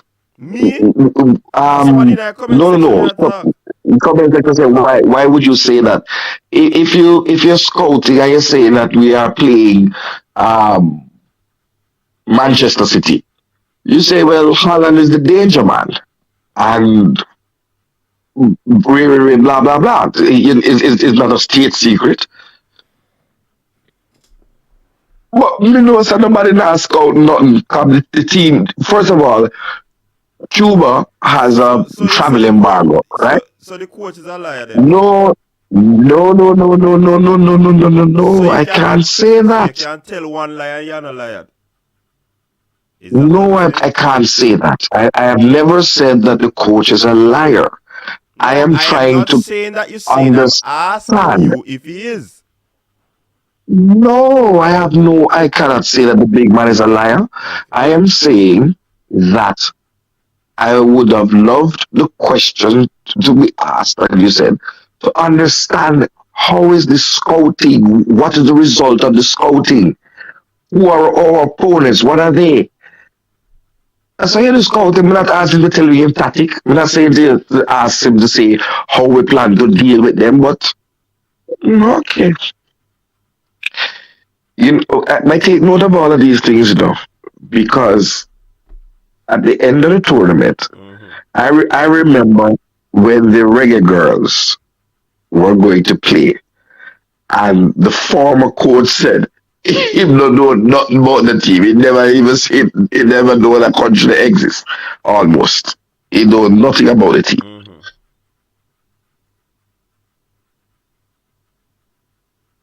So We went in flying blind. I think it was when we were playing Bermuda. It was Bermuda. Remember the Bermuda game?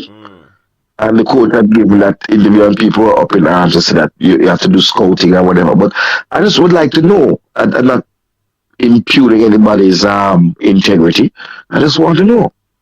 Just wondering. I'm we curious. would want to know, together. We would want to know. But every team have a danger man. It's easy to find a danger man on a team. Let's go search. But like I said, he said there's a scout. And what are the reports? Do they have to give us the report? Or we didn't? No. I don't think they come and give you a scouting report. No, man. No. I said, But hold on, no. Based on us asking the question, do you think that he would have given us a report? No, man. When you ask those questions, you the frame of the question, for example, and I've heard these. Oh, we expect this team to come out running at us, or we expect this team to put 10 men behind the ball because that's what they do. If listen, Manchester United pre-match conference press conferences when they talk about what they're expecting on the day. We're not telling you tactically how we're dealing with it. But as I said, the team has my full support and blessing. And I look forward to Jamaica qualifying for the Under 17 World Cup and winning this tournament. You think because they can do it? Because the level of talent that has been not called upon would suggest to me that we have some supreme talents in this team. Just saying. Yeah, but the coach. So it's like if Jamaica's putting together a 4-by-1 team, and then you hear that Usain Bolt and Johan Blake, are not in the team. You would believe that the other youngsters are blazing. So I can see. My last question though is not Lovelace and Lumsey not making it. The question that I would ask is has a let me ask this question politically correctly. Has a letter for the release of the player in question who are professionals, the two of them, right? Well, Lovely is a professional. I don't know much about Lumsden except he's at a MLS club. So that would require a release as well. Has a letter requesting their release been sent? That would be my question. But I'd long since suggested to you that I don't expect to see any professional players in there because I think the coach has sufficient confidence in our schoolboy footballers to take us to the promised land. Who am I? I don't attend the training, so I don't. It's not like the under 20 where I can tell you Mrs. strengths and Mrs. weaknesses and have confidence here and make a confidence there. So I am like the rest of the public. We wait with bated breath. But I also want to thank the coach for giving you the interview. I mean, it's certainly a step up from Fuzzy. Yeah. Who seemed to have had a permanent. Yeah, and him say why I'm not come on is because there's gonna be a press conference next week. So I just want to suggest again, and because I read some comments by Rob Smith. I put this out there again. A national football team is not a social welfare program. In Jamaica, we have the PATH program, right? The national football team is not for a man to eat a food, get developed, or get a bus in a life. A national football team is qualification to a international competition, brings revenue to the JFF. That's number one.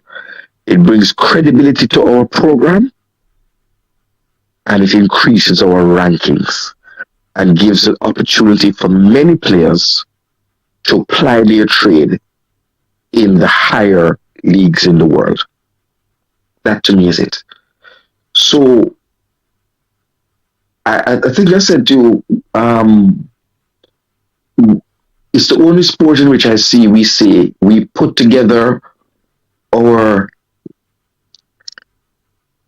least competent players and then sprinkle a dash of competence or professionals rather than trying to get the best professionals to represent Jamaica and infuse our local players to bring that culture and bring that style, whatever it is that we want to bring.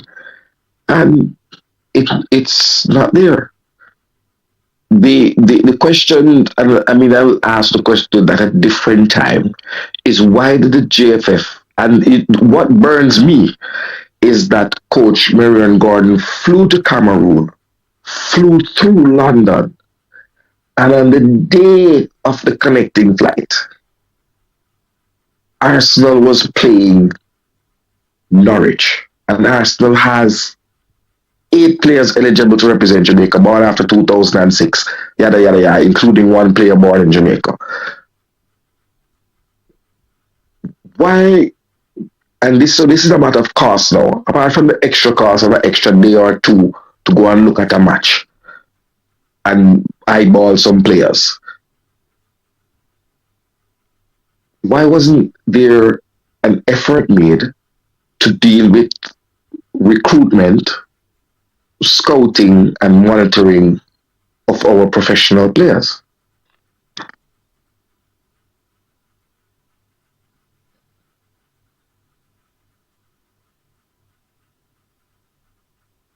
Coach Lindsay? Yeah, man. I don't question and ask. That statement because me can't answer that. No, from my understanding, the let's call it a combine. Let's be kind. The trials in Fort Lauderdale was put on by private citizens, not funded for or organized by the Jamaica Football Federation. diasporas to reach out and help. So it will be fair to say that the staff and the administration, the technical staff, have not conducted any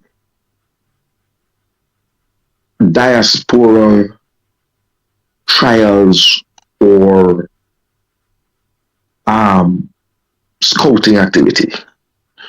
Private citizens are doing their thing, right? No. Is this the way that we want to professionally move forward? I don't know. I've heard this thing is professionalized and rated, so I'll wait and see. My thing is that me have a whole heap of booking, so I can just kick back and just wait. I can't wait for February 12th come. Can't wait. Kick off. Can't wait. So, Katara, are you telling me that you're waiting for the team to fail? Are you? Yeah. Well, wait, hold on. All right, let me say this again. I fully support the team and the coach and look forward to the team qualifying. Are you being sarcastic, Katara? Because with all of these concerns that you have, you are true this. And I look forward to the team winning because of what has been left untapped suggests to me that the coach has a sparkling 23-man squad that he has to cut down to 20.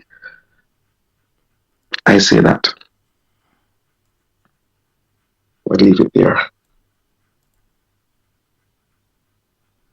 I hear you, Katara. But I want to ask you something, coach. I want to ask you something.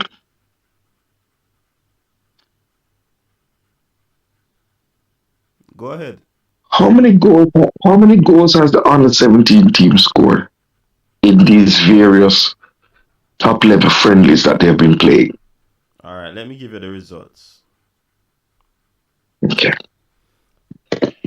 So, played UA. They scored 3, conceded 2. Played Michael University. Hold on. Go ahead. I don't answer questions. Go ahead. So you asked me how much goals, so I give you the whole package. Man. So they played 3-2. They won 3-2 against UA.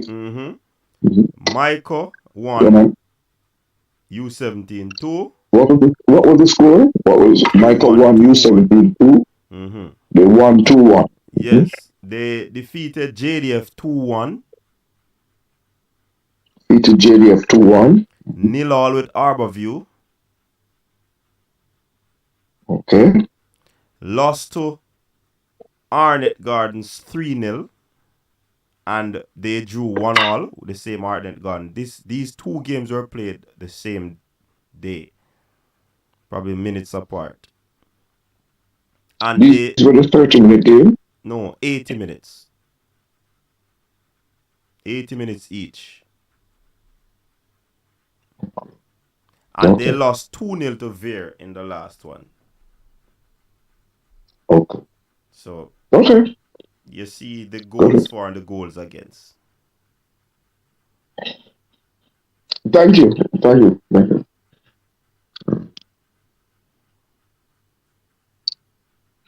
I also heard an interview on Reggae BOYZ commentary with the JFF president. Listen, my ears, coach, but listen out for certain things. They're two words, two things that are seem to me to be the strategic philosophy. Hope and pray. I call it the hope and pray. I gotta listen back. Everybody's hoping, right? And praying. And they work with where we have. Who said that? listen, interview them now. Oh, you mean the interview with who? The president, the interview, the press conference with the coach. I heard that statement. You have to work with what he has, and stuff, and work with who have their passports and those who have passport. But I waited a bated breath. I'll be wearing my Jamaican shirt. Coach, did you ask where we can see these games? Where will it be televised? No, I didn't ask, you know. I guess in the press conference we can. Will you be at the press conference? Oh, will I be at the press conference? Mm-hmm. Oh, no, sorry, Bob. No, sorry, Bob. Well, you're banned from press conferences? Or you don't have a channel anymore? No.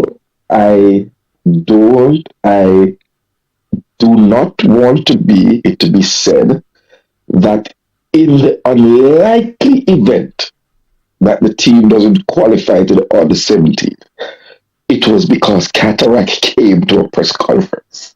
Oh, come on, Cataract. That's asinine, Virgin. I am allowing the coach to do the space and so.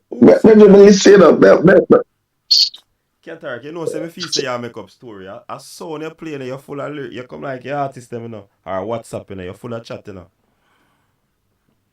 That me feel I pull off a fast one, Cataract. Pull off a fast one. Yeah, that's in a big I got a press conference. There's a new professional approach. People look out. Somebody even sent me some link to watch a YouTube video of the training. I don't know where here.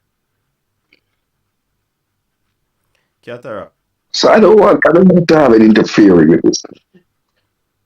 So hold on. So people. I was wondering where you make him. A Cataract can stop football in Jamaica. Wanna answer me there in the comment section?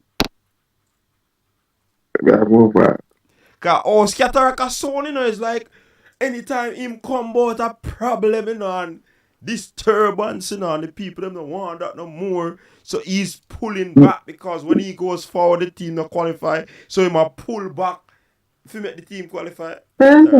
How foolish is that?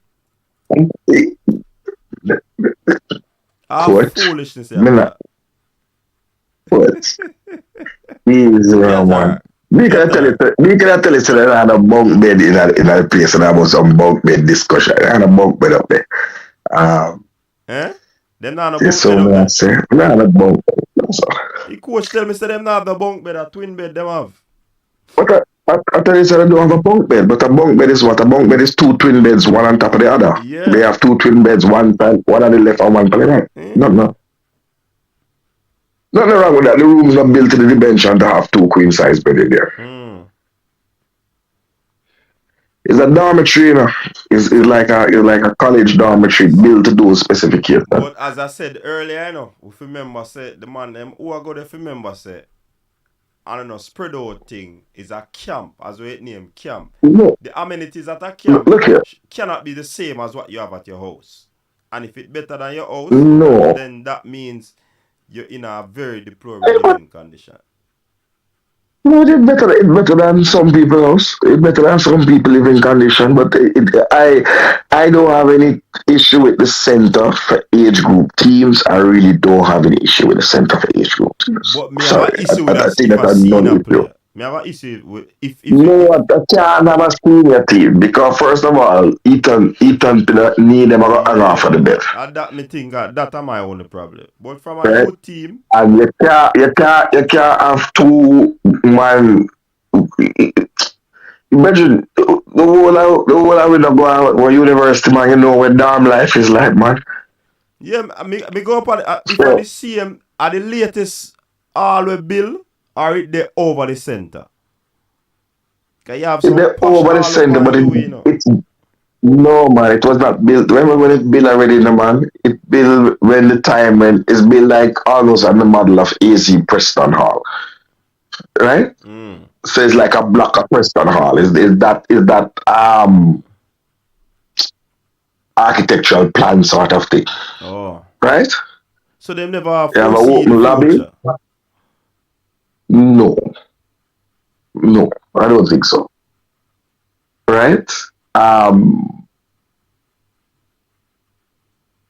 Yo, so I don't think listen, I was there with the under 20. I didn't hear not one under 20 player, English or otherwise, Complain. German, man will come from Portugal, complain. Nobody never complain. Yeah. None. And that the coach is saying. Right?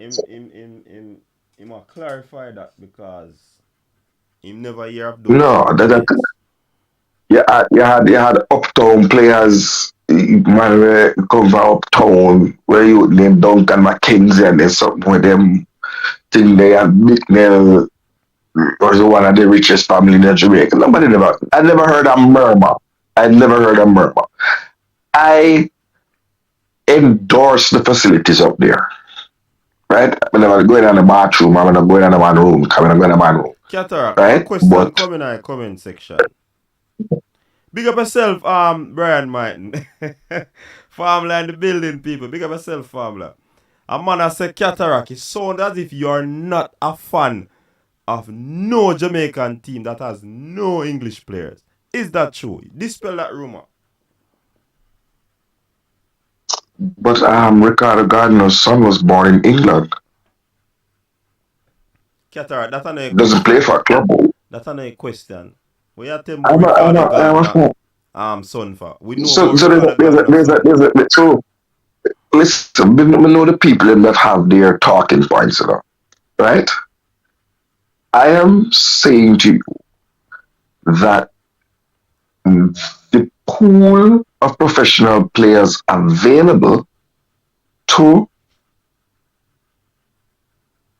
Jamaica, born in 2006 and after,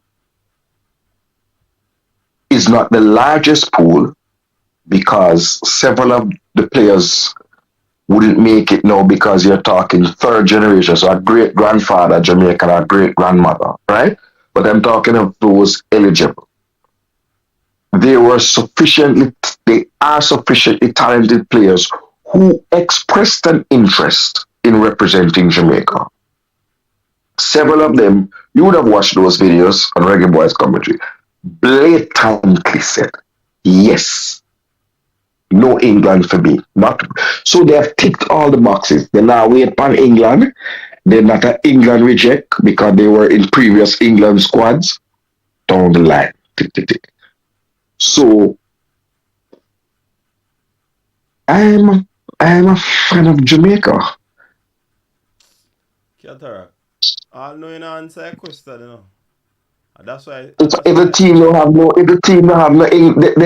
then when we do not travel, when we go to Mexico, when we get the 6-love in Mexico, I mean in a war against the player. There were no Englishmen in those teams. There was no English.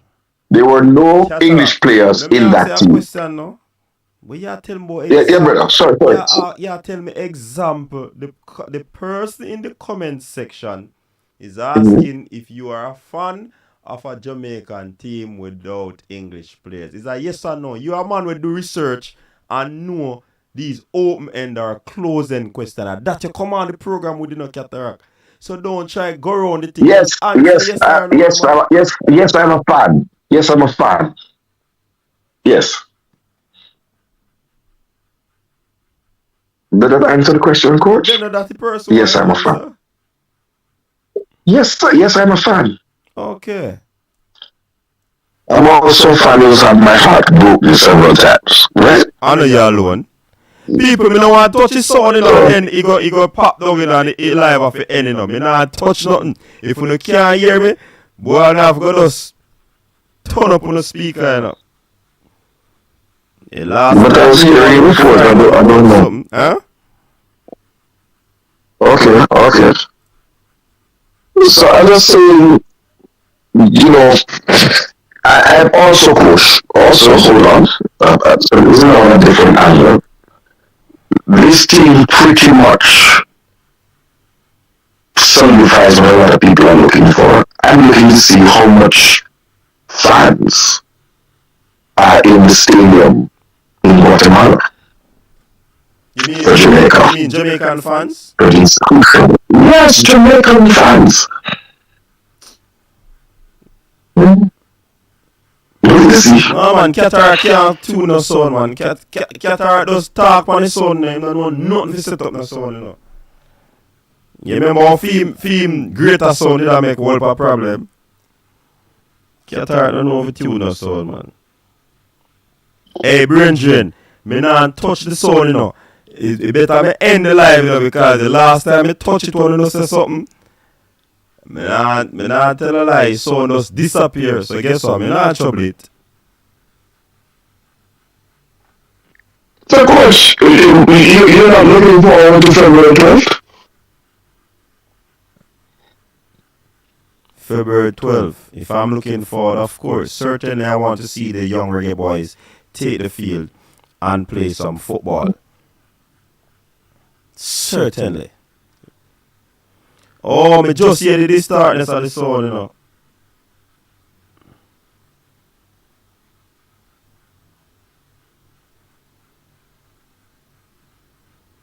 Yeah, you know, say it have a time when it do that, you know. I don't know what cause that, you know. I don't know. If you be there on the live for too long, it just, I don't know. And I'm very close to it. If I go forward to it, I don't want to touch it.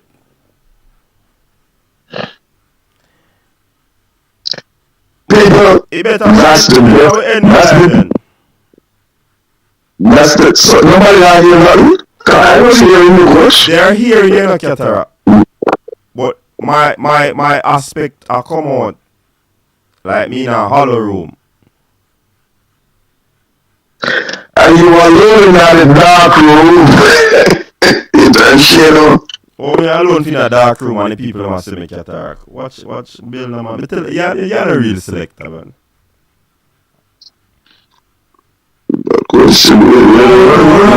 Rob Smith at 2 hours 17 with the now, man.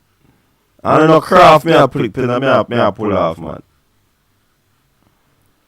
But no, seriously, better me end it. The last time I touch it, the sound just go away.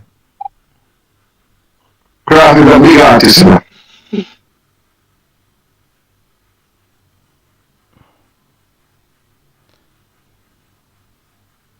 Yeah, we are here a reverb in that sound. Qatar, how you start out reverb? Yeah, sound man, you know. We start out reverb by some egg tree and put them up on the wall. If you start out the reverb. That means the sound can't bounce off of the wall. I'll put some egg tree on the wall. That actually, it can buy the expensive one, you know. But like the prawn-proof sponge you have to get. Yeah, but you don't even get that. You don't even get that so deep. You can just put egg tree. Like the carton, remember they sell the 2 dozen make enough. Just put some on the one. Them say if you try Cataract, if it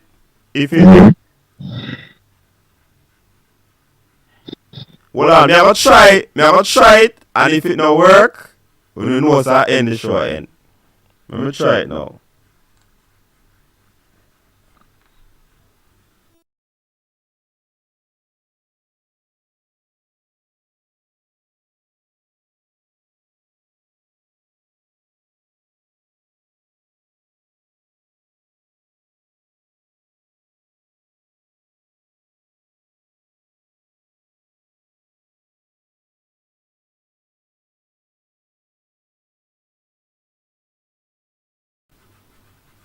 Check.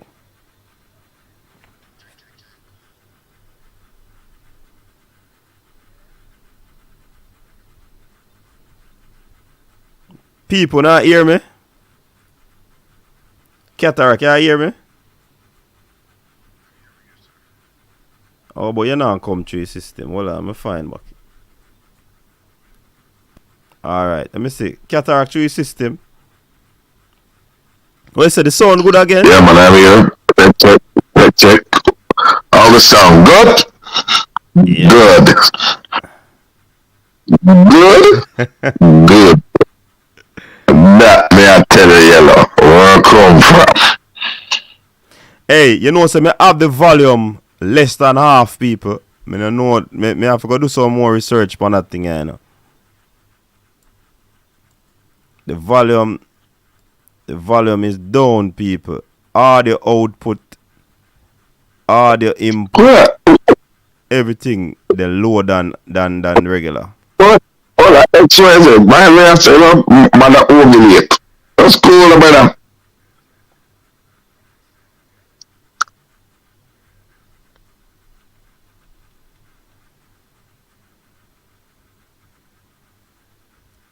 Big up yourself, Brain Drain, on that super chat. Yeah, man. And that's your money on the board. You know it go. Yes, Yeah, coach, back to this very. Yeah. So we now know I said the key thing is to whether we have asked for whether we have sent the request for the professional players to do these subway clubs. Because with their documentation, they still will be able to get a Jamaican passport in time if they are on the island through express services. And we are certainly talking here about a generational talent in Zach Lovelace. And so it'd be a shame.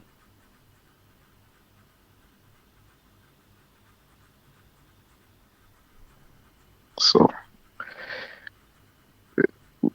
but the comment, our comment, the man, we shall see. But I know that if the shoe was on the other foot, I would be bending over backwards, not forwards. Command if I bend over backwards to try and secure the services of those professional players who indicated that they are willing to come on board in the early qualification stage. Right? So these players are not waiting until we qualify for them want to play for Jamaica. It has been months now.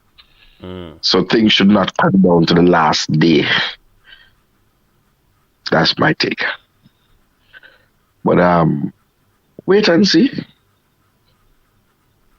But I just noticed this hope and prayer business. But yeah, say it too. No, I said wait and see. Wait and see. I'm not hoping and praying. I'm saying with the talent that has not been sought, then, you know, if you see a man go to Jamaica Miss Universe and him try to talk to a girl, you assume that the wife at home must be very beautiful. So if we have an embarrassment of riches in the diaspora, professionally developed riches, and we say no, we don't, we're not making any effort to get that, then fine. But the coach, one of the things I want to say to you is that with this new approach, you know, the one thing that didn't change, I don't know of any country that's professional that players call up the coach or the FA to say, I want to play.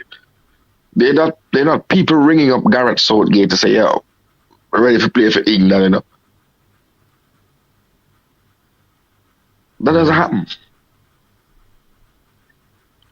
No Brazilian players are not calling up Tite to say, yes, you know, I am here at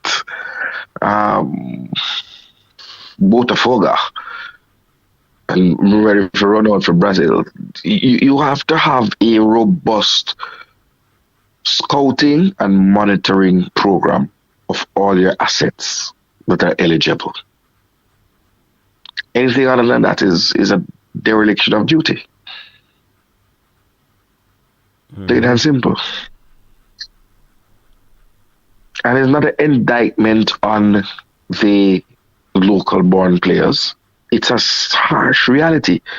If you have a player who is at a first class facility exposed to the highest level coaching, meaning a UEFA Pro licensed coach, every day for 9 months, versus a player who would be exposed to a C licensed CONCACAF coach or a D licensed coach for his or her development for 3 months, which is how long our schoolboy football season runs for. What do you expect? You're starting behind the 8 ball.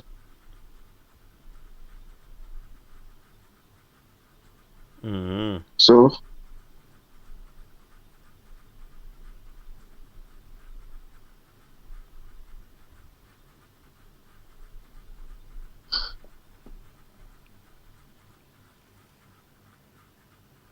Yeah.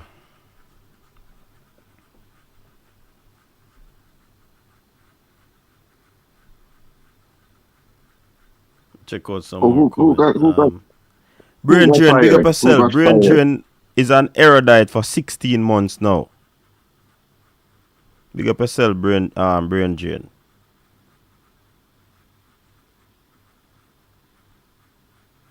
Big up the people them who like the stream.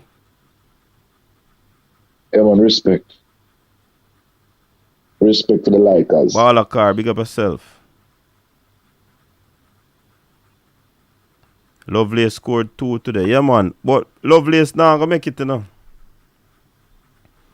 Lovelace now gonna make it. Them say paperwork. Well, the coach said the paperwork's now already.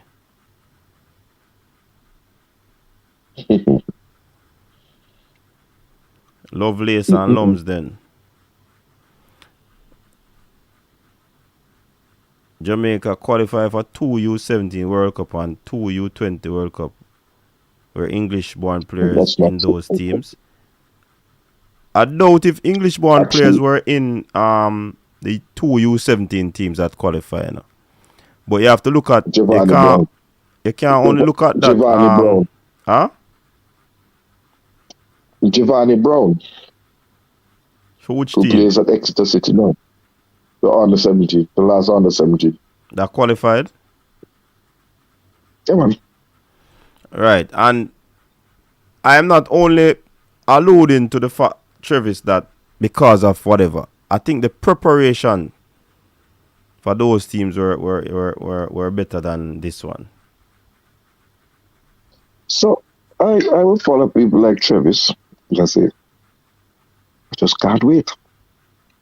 And I think Travis will have a lot to gloat about when we all see those excellent winning results for Jamaica.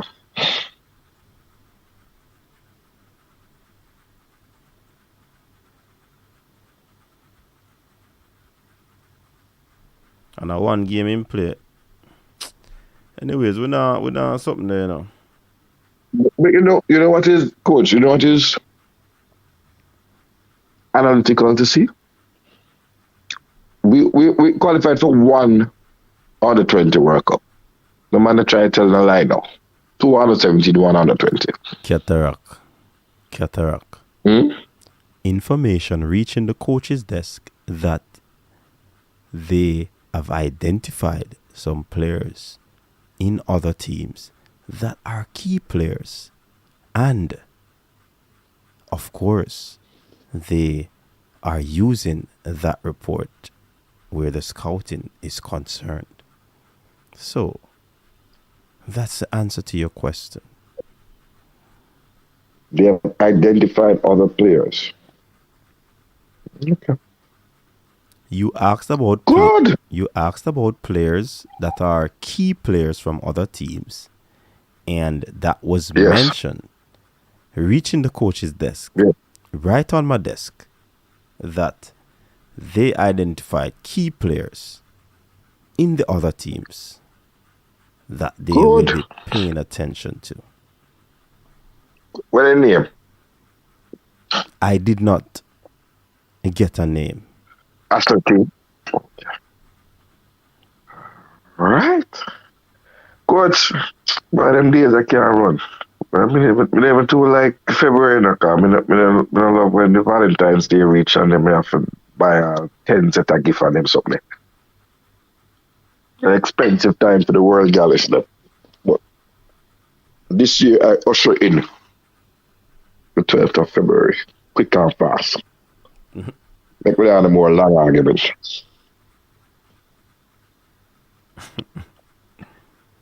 Hey.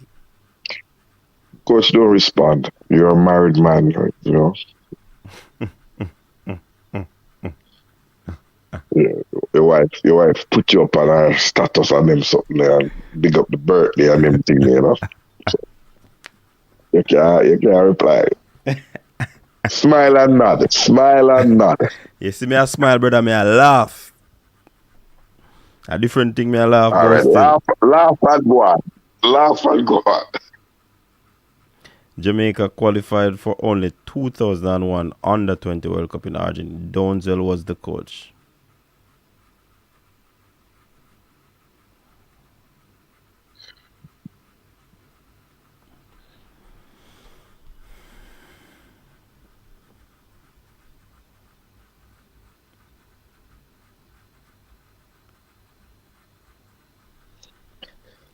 So,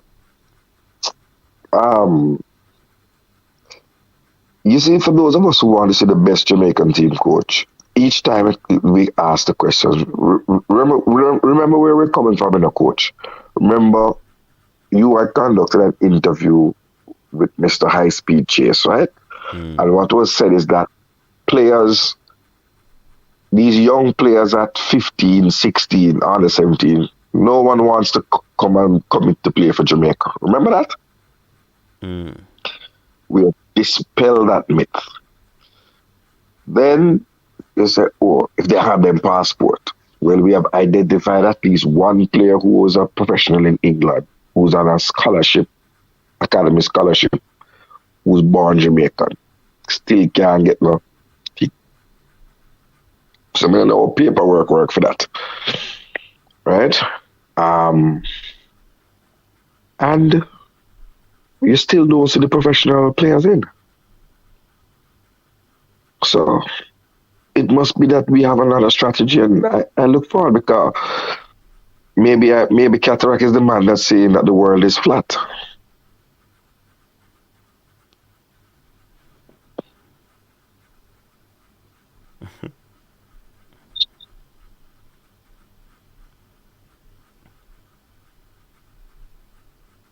But I congratulate the whole scouting and analysis of the teams, and look forward to see that we are able to dominate and capitalize on the weaknesses of those teams and defend against their strengths from the opening whistle.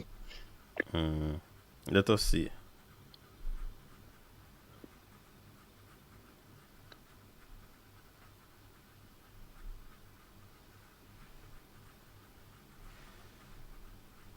Why is it important about their names, XYZ? So that we can look them up and we can keep an eye out. We know who the danger men are. I mean, it's a state secret. Cataract. Sometimes you can identify, say me are the danger man, you know. But after you come play the game, the danger man shut down and left space for the next person.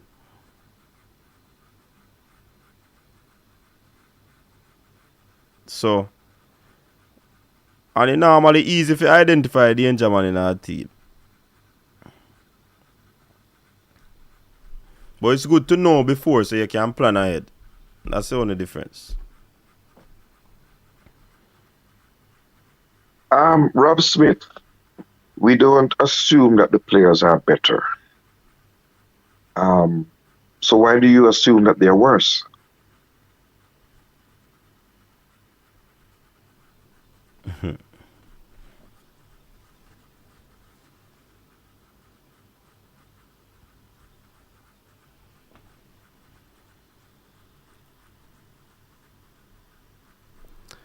People now have to understand Cataract, you know.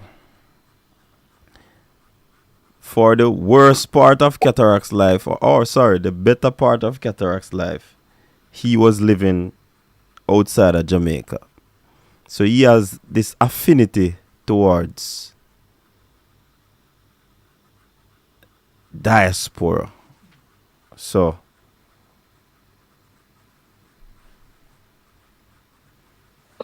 isn't that a national policy? what? Isn't that the stated national policy of the government of Jamaica? What? That in all activities the diaspora is to be fully engaged. There's a diaspora committee in policy. Oh yes, sir. There's a minister in charge of diaspora affairs, a minister of state. Okay. Yeah, it's a You're national a politician, policy. you'd know.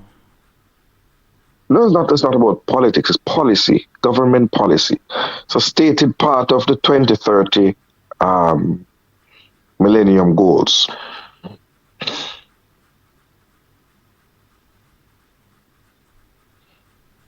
The team don't need to full up on nobody, and the team just need to be full of the best players.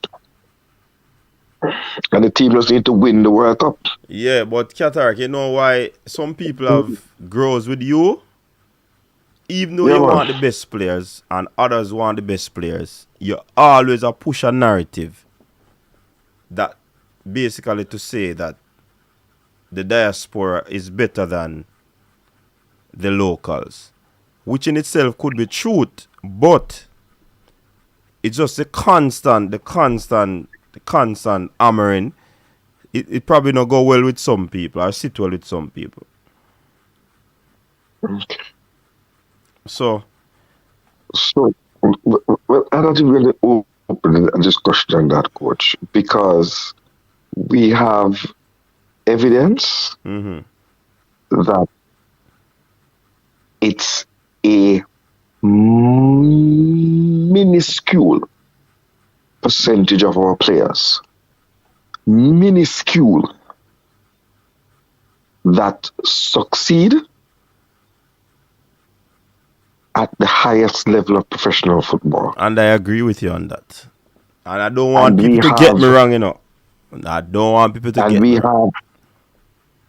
And we have numerous examples, particularly in modern time, where players who were the darlings of Jamaican football, who dominated here, have been abject failures when they go into the professional ranks of football.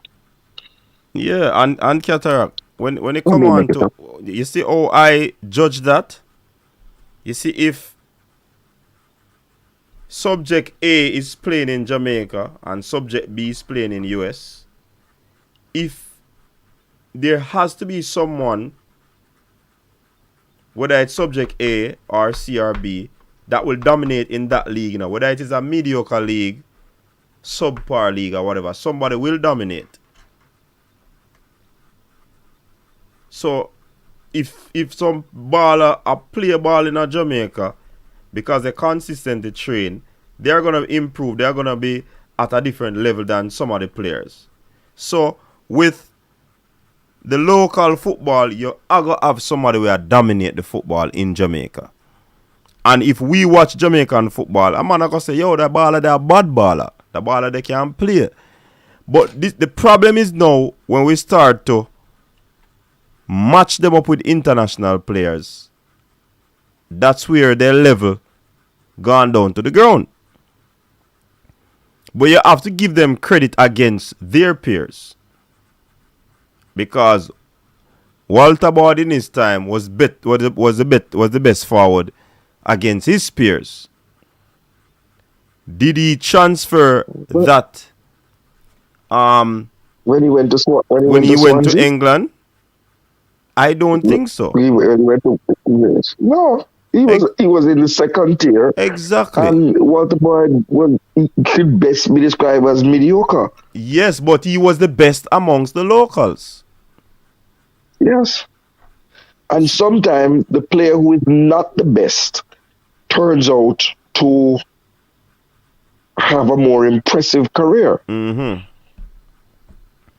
both Walter Boyd and Andy Lowe struggled in England a lot, but Andy Lowe probably had a better professional career. Mm-hmm. And look at Bibi.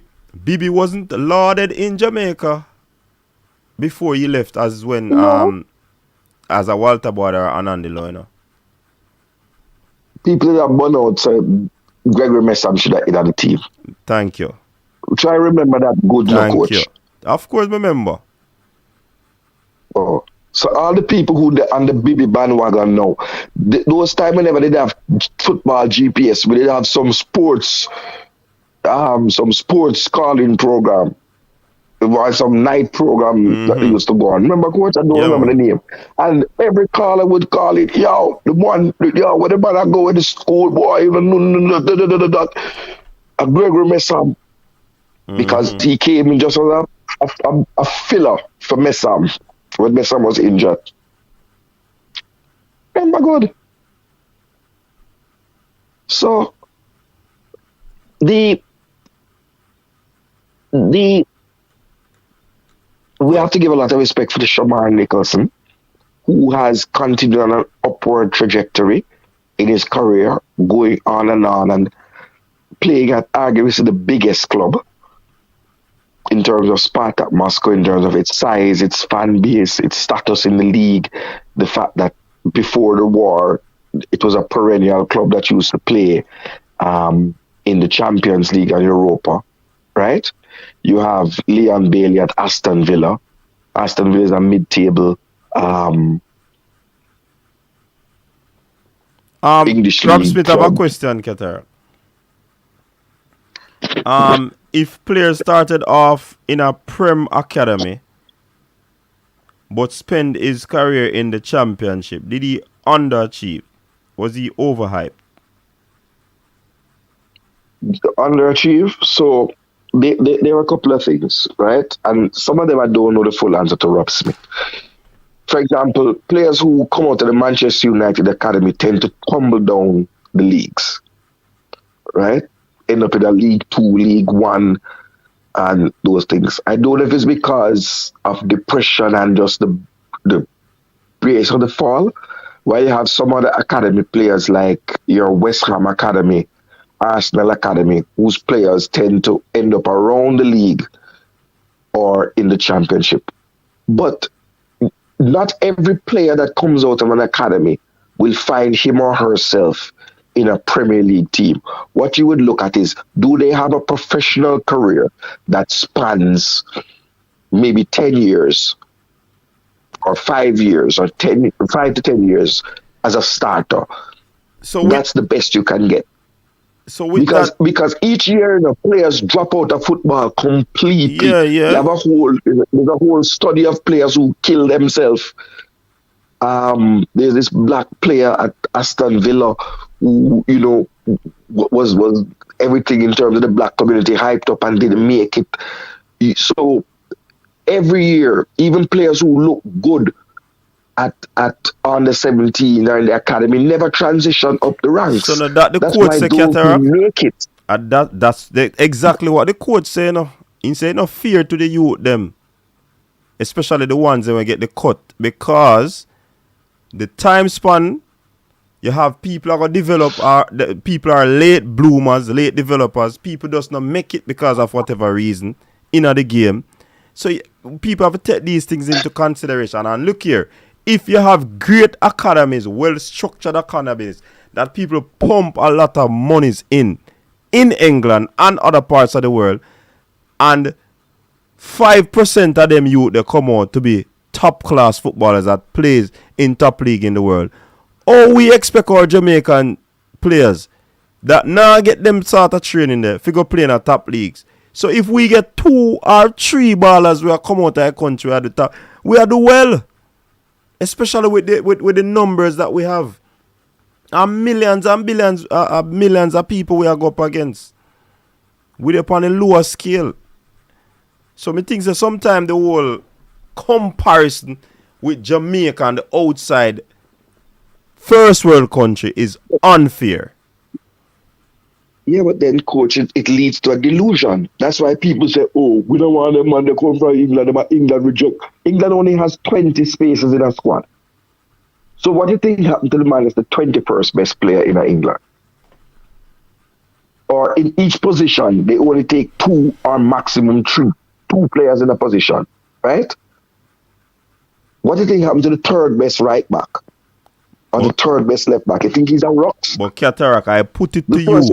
Cataract. Hold on. No, hold me on. I put it to you that several of these players do not want to play for Jamaica. Several of these players also still harbors the fact that they will get into the England team. So me believes that the comparison that we constantly make with Jamaica versus England, it need to stop. Jamaica versus Spain, it need to stop. Until we put the things in place to get up to speed and churn out players, then we have argument in other thing. We need to stop. Jamaica not ready for that. We're talented, but we know the comparison are ready for. Coach, you know there's a difference between skilled and talented. And that's the difference is there's a difference between skilled and talented. Skilled is what you find in the Harlem Globetrotters. Talented is what you find in the New York Knicks. I may have a different definition for it. Right? So you might have skills and trickeries and things that make the crowd go, ooh, ah. But I can call the talent the raw material, Cataract. I can call talent the raw material, and I can call skill the player that develop the various skills of the game. Skill set. That's a developed player. Well, no. Skill set and an understanding of the game. Basically, the footballing IQ is above average. So I could identify skill versus talent in that aspect. The talent are the raw material, but a player that is skilled understand football not only to be trickery, but the holistic aspect of the game.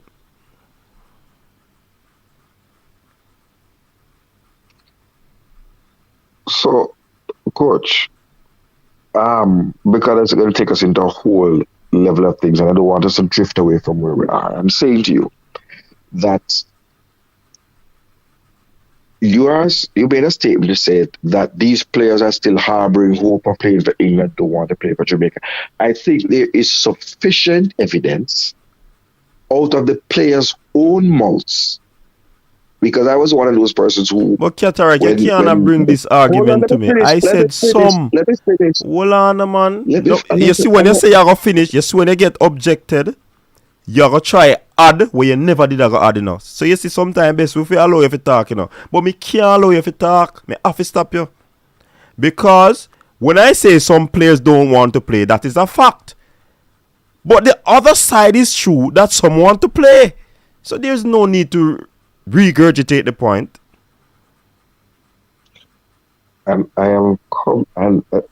You see, you cut me first, and you said, "Don't tell me for hold on." I have made your point, and now I'm concluding my point. No, but Qatar, remember, me have the power there. Yes, yeah, but when you're the host, a host ought to be impartial to allow differing views to contend. But you have been.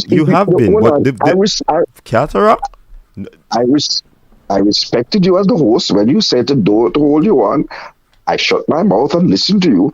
Now you're going to say, "Oh, me will come back and say a different thing now because." No, but me know your point, Cataract. Remember, I said we are reason for that program a long time. You think say me not have intuition and me not have deductive views to know all your reason, brother? Come on, man. Deductive. So now you are the resident footballing Miss Cleo. Oh boy, here we go again. Here we go again. So, Cataract, so coach, what I'm saying to you, coach, is that the talents that are available, it's not a fault of a youngster in Jamaica that he or she is not exposed to the level of developmental inputs. It's not.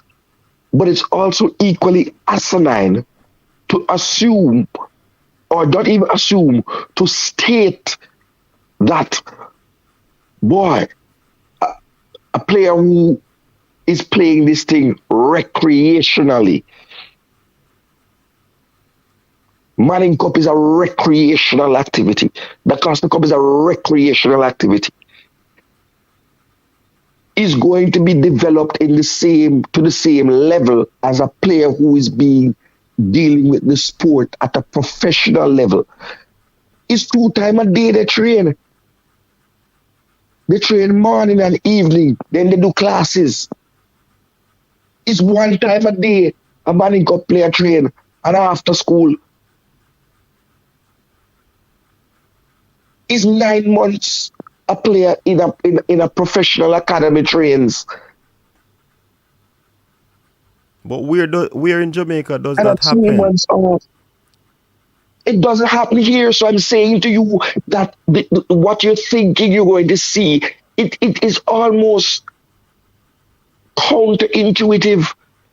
So when a man will say to you, who wanted to see that? As somebody, listen, the raw material is here, but we not have the person to harness the raw material. That's all me I say. And then you say we that play football for 3 months at youth schoolboy level. We not a grassroots program and develop not nobody. So listen, even though we don't have all of these things, we still have to find few talent in the crack in a way. If a good coach get it, them can harness it. You understand? So don't get me wrong on that point. But my point is though, Cataract, a youth will play 9 months in an academy is sometimes said to be better than one where a kickball pan little dusty park. And that is not always the case. And it is not always the case that a youth that is kicking ball in a dusty park is better than a youth that has been developed. Right, vice versa. Vice versa. So therefore, the two sides of the equation can't prove. Right, and you see with our side of the equation, Cataract.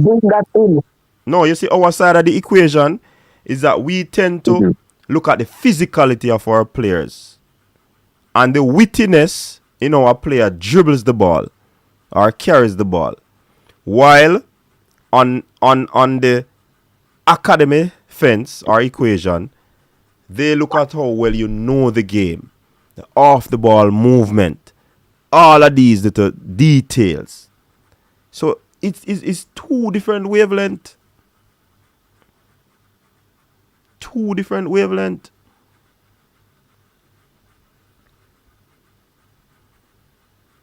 But I see a question that come from Stefan Wright. Boy, Stefan Wright, I don't know where you get that question from. Why did you ask that question? Before me answer it, or I don't know if Cataract want to answer it, but oh no, it look like a meme ask. Where did you get that question from? What sparked you to ask that question? The question is, so Coach, this is my question. Should we be focused in developing players to a point? Get them overseed instead of thinking of winning anything? I think that in itself could be something we do. I get the point. I get the question, Stefan. You don't have to tell me where it's coming from. I get it. But that's what we have always been doing, Stefan. We have always been developing the players to a point. Remember, so when players get a little break and go Europe, most times they have to relearn the game, They have to do things a little bit different. First thing, they have to acclimatize, get used to playing football in a cold temperature where you can't feel your toes them. So a whole lot of things take place through that period. We have to do what we have to do with what we have. Simple. Our And so, coach, you have 5%. joined the Our you have 5%. joined the work with where we have. Huh? Coach, let me allow me to share a thought when I say to you. No, Qatar, You before you share the have thought, you said me are one of them where I say we have to work with what we have. yes, but you just said it out your own mouth. Of course we have to work with what we have. No, we have to take it a step What do further. we have? Hold on now. We have talented players. We have been coaching them and some have get a breakthrough. That's why I never finish my point. Our 5% is different from UK's 5%.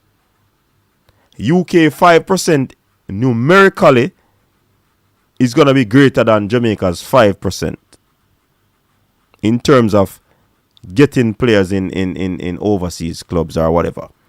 But I'm saying, if we have the raw material, all we need to do, if we're going to take it to a next level, because we still have to work with what we have, improvise, but if we're going to take it and bring it to a next level, we have to educate the coaches. I mean, I talk about a little thing what we do out here.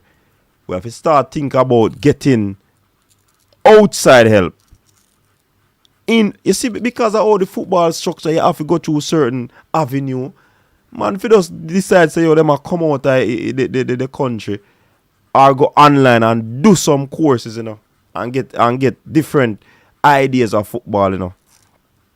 Because I feel some high level thing the one we are doing, not up to par.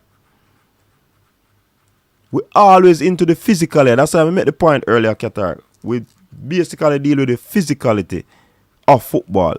But we come on to using the mind in football, we don't do it. We don't know the chess game of football.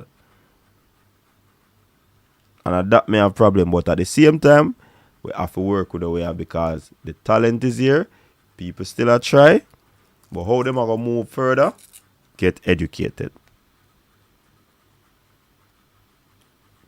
So, coach, you notice I allowed you to make your full point uninterrupted. I'm wondering if you could pay me the same courtesy. Right? And you see, because you asked me that, I'm not going to do it. Because you should have just go and talk. No, coach, because once I start to make a point, you use your power of attorney. Power, as you say, as the host, and demonstrating a Napoleon Shortman syndrome, right? and what? Let me tell you, if we were thinking strategically, or if I were having to do it, if I could give this for free, because I've sat down and write up my own little, what I think would be a strategic plan to move for Jamaica to win a World Cup. We could have gone to the Ministry of Foreign Affairs, approach the Jamaican diaspora in England, who are what you call they call the people when them are try send back home when they go to England without visa. Oh God, there's a term for them, and who went up in the 60s and 50s and 70s, the Windrush generation, right? And say to them, look, as part of the compensation for the Windrush generation, exempt Jamaican footballers from the strictures that are there. We could have gone to some academies and say, look, let us sign a strategic alliance between Jamaica and Derby County, where Ravel was at, Leon Moore, Reading, so that you would have maybe a secondary academy here. You would send out some of your coaches, because you have to think outside of the box. One side of the box is thinking we have to develop our local coaches here. That takes years. Parallel to that, we could have embarked on some serious out of the box strategic long-term planning that would allow our players to be able to get to the elite academies, because every academy is not the same. That would help them to get exposed and developed Because what you are looking for at the end when you come to a national senior team is a developed player. So the argument that I have for the people who say work with what we have is that it almost assumes that what is available in England, Europe, is not what we have. So why aren't we working with what we have in England, which is the best league in the world? We have a player. I want to play for Jamaica. I am eligible. My father is Jamaican. My grandmother is Jamaican. And we're not working with that player. Instead, we put serious barriers to entry for that professional player to come to Jamaica. You say a 16-year-old, pay for yourself to come to Jamaica. Remember when they are minors now, they have to travel with their guardian. So they have to find twice the amount of money to come to Jamaica for a trial. Twice. That an under 20 would have, that 18-year-old can come to Jamaica on his or her own. And yet you are still talking about people who are some of the poorest people in England, some of the most underprivileged. Some. So I believe to work with what we have, we must look at that in the holistic sense and work with what we have on the island, work with what we have in England, work with what we have in America, Canada, Spain, Germany, everywhere, and have a holistic approach to working with what we have. Because at the heart of this coach is still the belief that if you're not born in Jamaica, here on the rock, you're not Jamaican. And that's the big elephant in the room. Nothing to do with whether a player better than a player here, because you just prove that the argument is nonsensical. Because there's no definitive proof that a player who starring in Manny Cup is better than a player who starring in the English under 18 Premier League. No evidence. Save and accept that we see time and time again squads that have a large number of players that were eligible to play for Jamaica qualify for tournaments and do relatively well. And some of us are left saying, what if?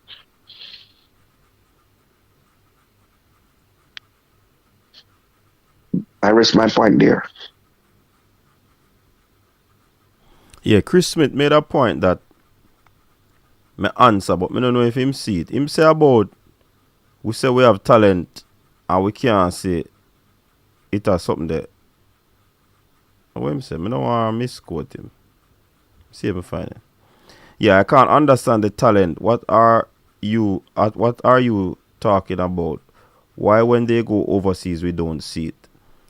Rob Smith. Yeah, more Rob Smith. Chris Smith. That's why I'm explain my difference in analyzing talent versus skill data. Talent to me is the raw material. I'm use the point so we have the best coffee in the world. We're growing in Jamaica. But you know, see, our coffee are dominating in the world. Because for whatever reason. We have a lot of talent in Jamaica. But that talent is not harnessed properly. Because what? The coaches at the grassroots level are some persons who teach, I would say, vicariously. You understand?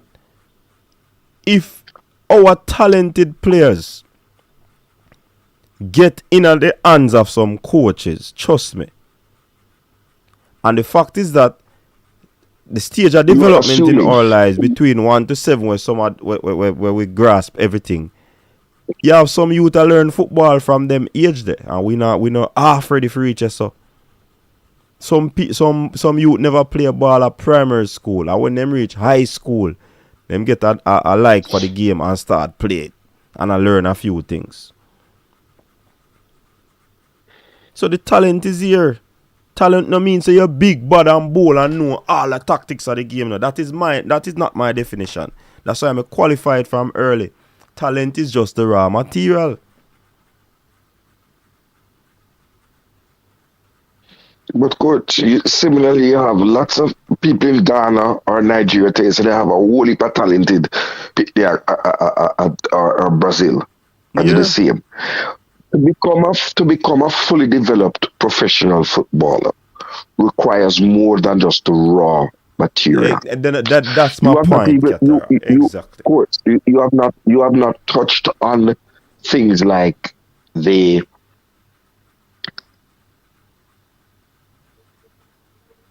mental side of it. You haven't touched on things like the discipline. Exactly. Those are nuances that are important. We just have a raw material. We don't go through nothing. He coaches them not to learn psychology, brethren. The man then just do the physicality of the thing. And that may I tell you. So you see the man them where discredit Mr. Man say the PE teachers them. PE teachers have more knock for the game than some of the man them when say them are coach. Because when you even come on to man management and certain things, some of the man them when say them are coach don't know nothing about that.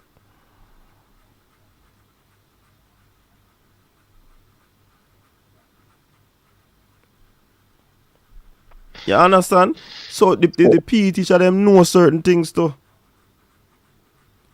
Now if them go in our system where them are going to get educated for football alone, of course them game are going to develop.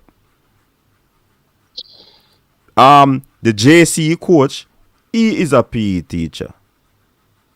But the man add some little flavor to it by getting the certain license that him have. And I go up the ladder. But the foundation is the whole physical education thing. A matter of fact, he's a teacher. So, you learn psychology, you learn all of them things there. Virgin, you see them little thing they want to talk about. Football is not only, as the Cataract say, the raw material, That are the raw material we have. You wonder some youth. I recently Cataract, me hear people talk about them never know say half the ball movement is a skill in football. Oh, you finna know that. And you say you love football and watch football. And we have a thing where we get so impatient.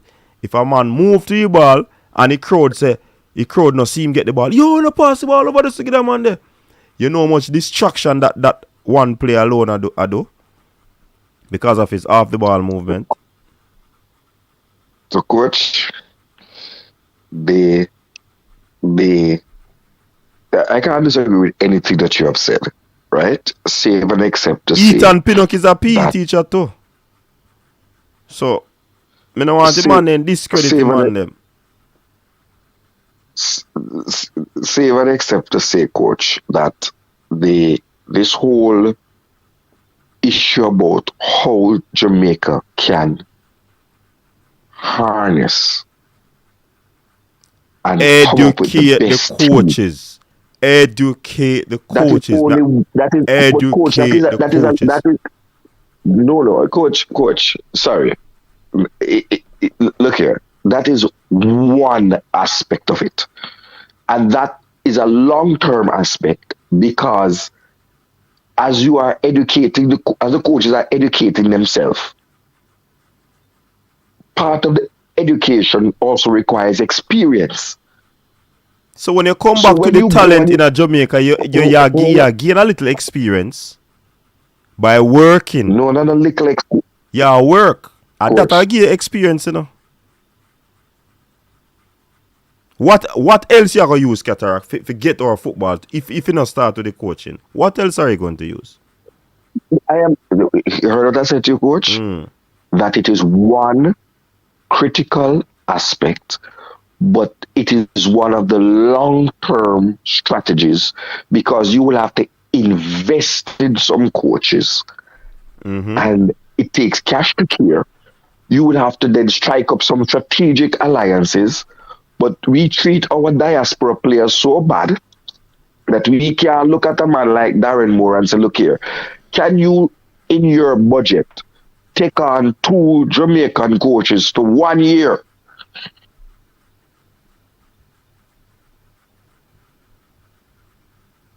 That they have an internship and they get all the full something like is that an online course. Yeah, but all you get this practical thing. Or you get that are the practical aspect of it now, but or you don't get the theoretical part. If Darren Moore will not have the time to teach you, go through the whole thing and teach you how to teach.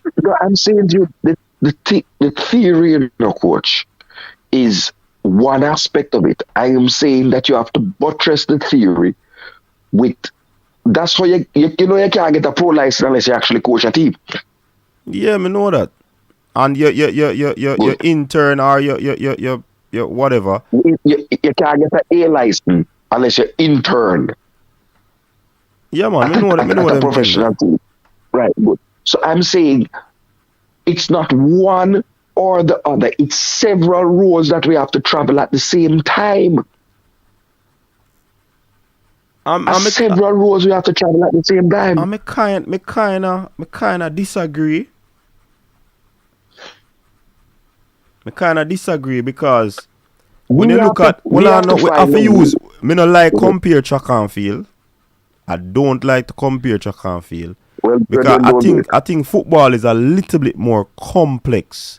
Because if you have to get you have about 20 different individuals where you have to affect for them, and they have different learning and grasping ability.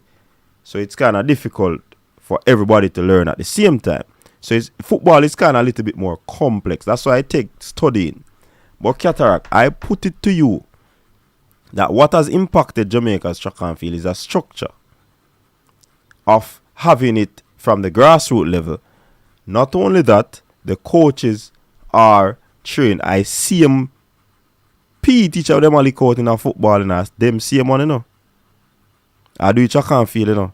And then they get themselves educated.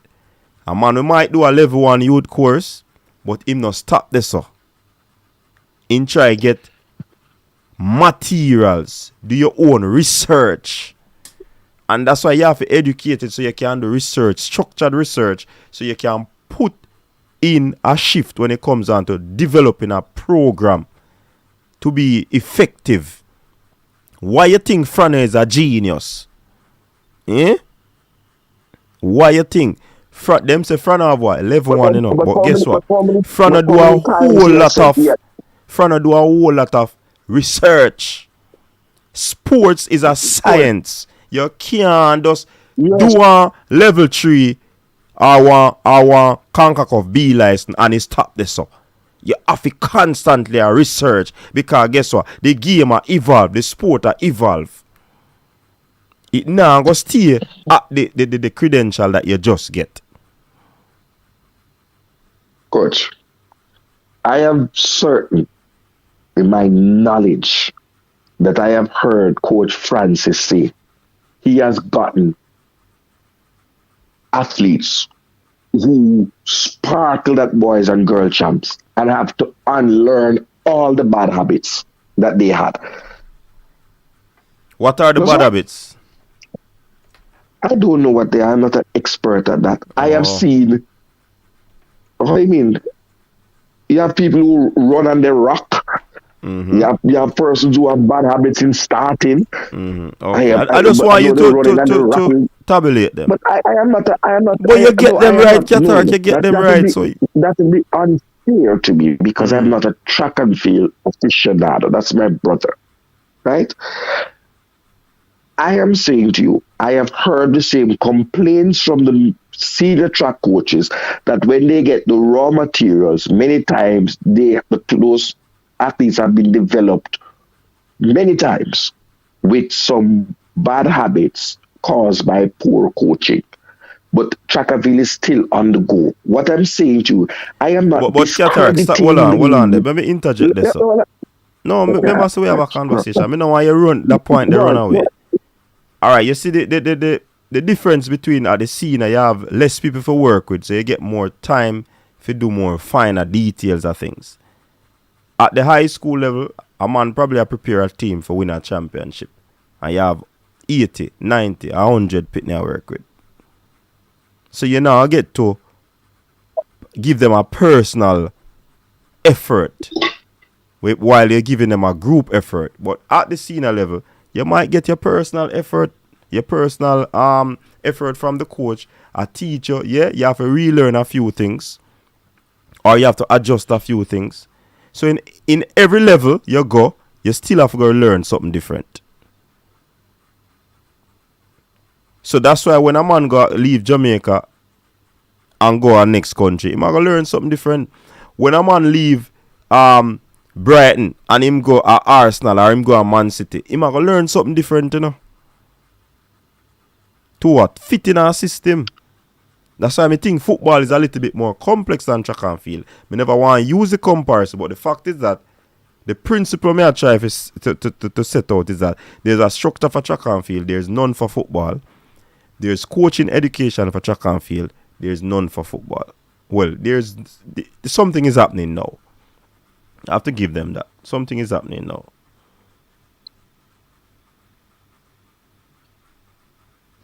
Okay. So hopefully I can remember what it is I was going to say. Yeah. The coach, yeah, interject. I will just start and no, me did that say, no, me never did that interject. Never did that interject. There's a different dynamic between team sport and individual sports, right?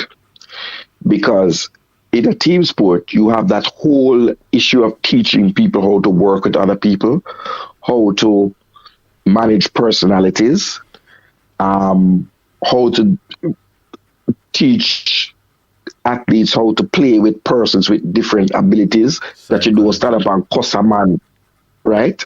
There's team psychology, right? That is different from the individual psychology. Now, the same rules apply for football, you know, coach. At an academy level, you're talking about 100 players in an academy. In a senior team, you're talking about 25 players. So a senior football coach coaches less players than an academy coach. So the same metrics work there, but in a slightly different way. But what I wanted to say, coach, is that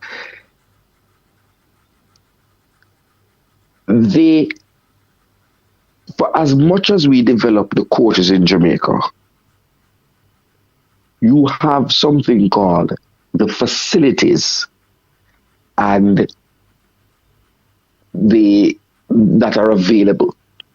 So I believe that our best talents, if the JFF were doing their work and doing their diplomatic things and trying to get, whether it's Belgium, France, Germany, but elite academies, getting the players with the best raw talents in Jamaica out of Jamaica into elite academies that have, because not only a coach needs to develop a player, you need to have an elite physio, you need to have an elite masseuse, you need to have an elite nutritionist.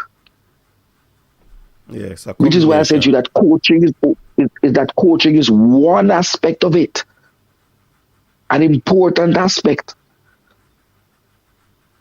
right? You can have to, and I know people hate when we do this, but I gotta stop.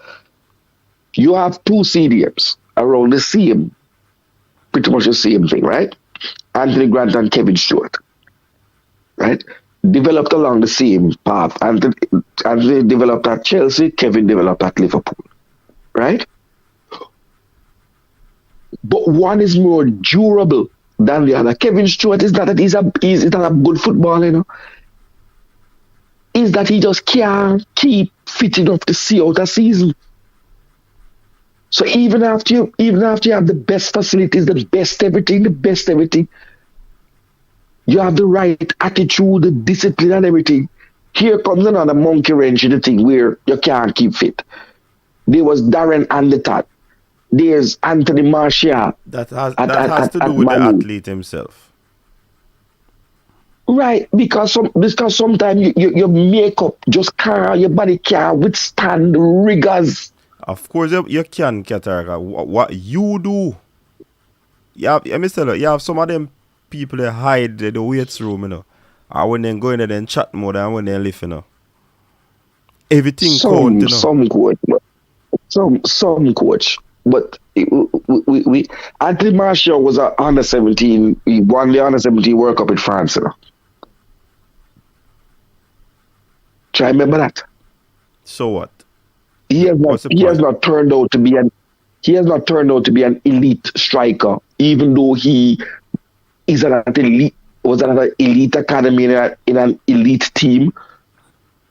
So this thing is so complex and there's so many things that can go wrong that we can't afford to then throw xenophobia into the works now.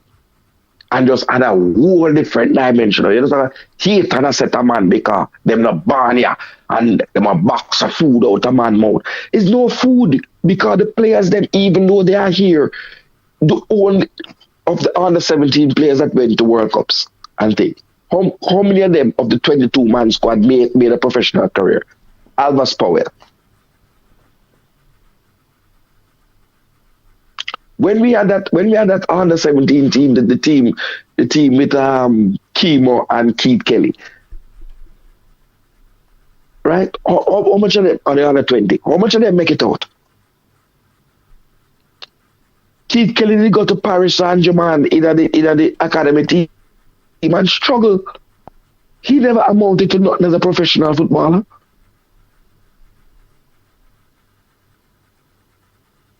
When we had the under 17 team there with Woolery Wolf and Ratty, Omar Daly make it out. The hot topic was chemo. Christopher Nichols. Remember? Mm-hmm. Chemotherapy. Right? It is the simplest of man in the team that made it as a professional in a Ratty.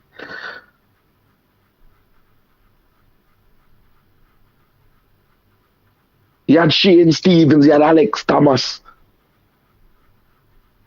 They had decent careers. I think Alex played in USL. MLS. But most of them fall by the wayside. That's a sport, come on. Not hello. Everybody can make it in the Premier League. That is what I'm saying to you. The same applies in Jamaica, the same applies in England. I know everybody in England where I play football, you call good. But there are some who are very good. And unfortunately for Jamaica, we have too many examples that some of the very good players were eligible to represent Jamaica.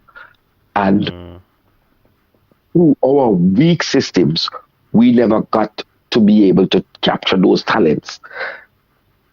And what I am asking for now and we are demanding for now is that I don't want second-rate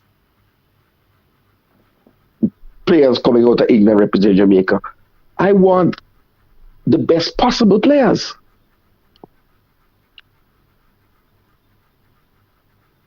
I want the best players from Jamaica and the island. Mix up a thing. Get it right. And as I said, we start talking to the coach, Merron Garden. It has to be that something is definitely wrong where we made no effort to go to England and sift out the best available talent to us to be able to give this under 17 team the best possible chance to qualify and to go as far as possible in the World Cup. That makes sense. All right. On that note, Qatar could put an end to the show. Yeah, man, definitely. Good look of conversation. Our big conversation. Like a real old-time triple treat. Real old-time triple treat. Yeah. 2 hour business. Yeah, man, 2 hours. We said it final, but we know so when you call in a Qatar, I look how long get up on the phone. Me tell the people them all on cataract. 125 people in there, coach. People cataract 1 hour and 40 minutes. And if you minus that from the 320, cataract forward on the show, and I tell you.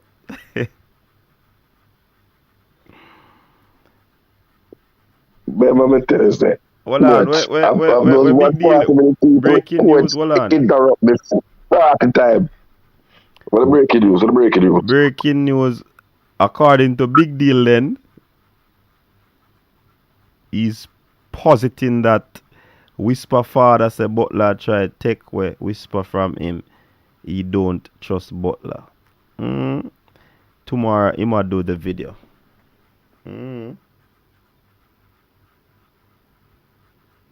That is serious. Man, never take, man. That does sound safe. But I don't like the mix up and blend thing. I just deal with the fact, brother. So you have Merron under pressure. There's a pressure boss. Them say, what you know about pressure? Rock still.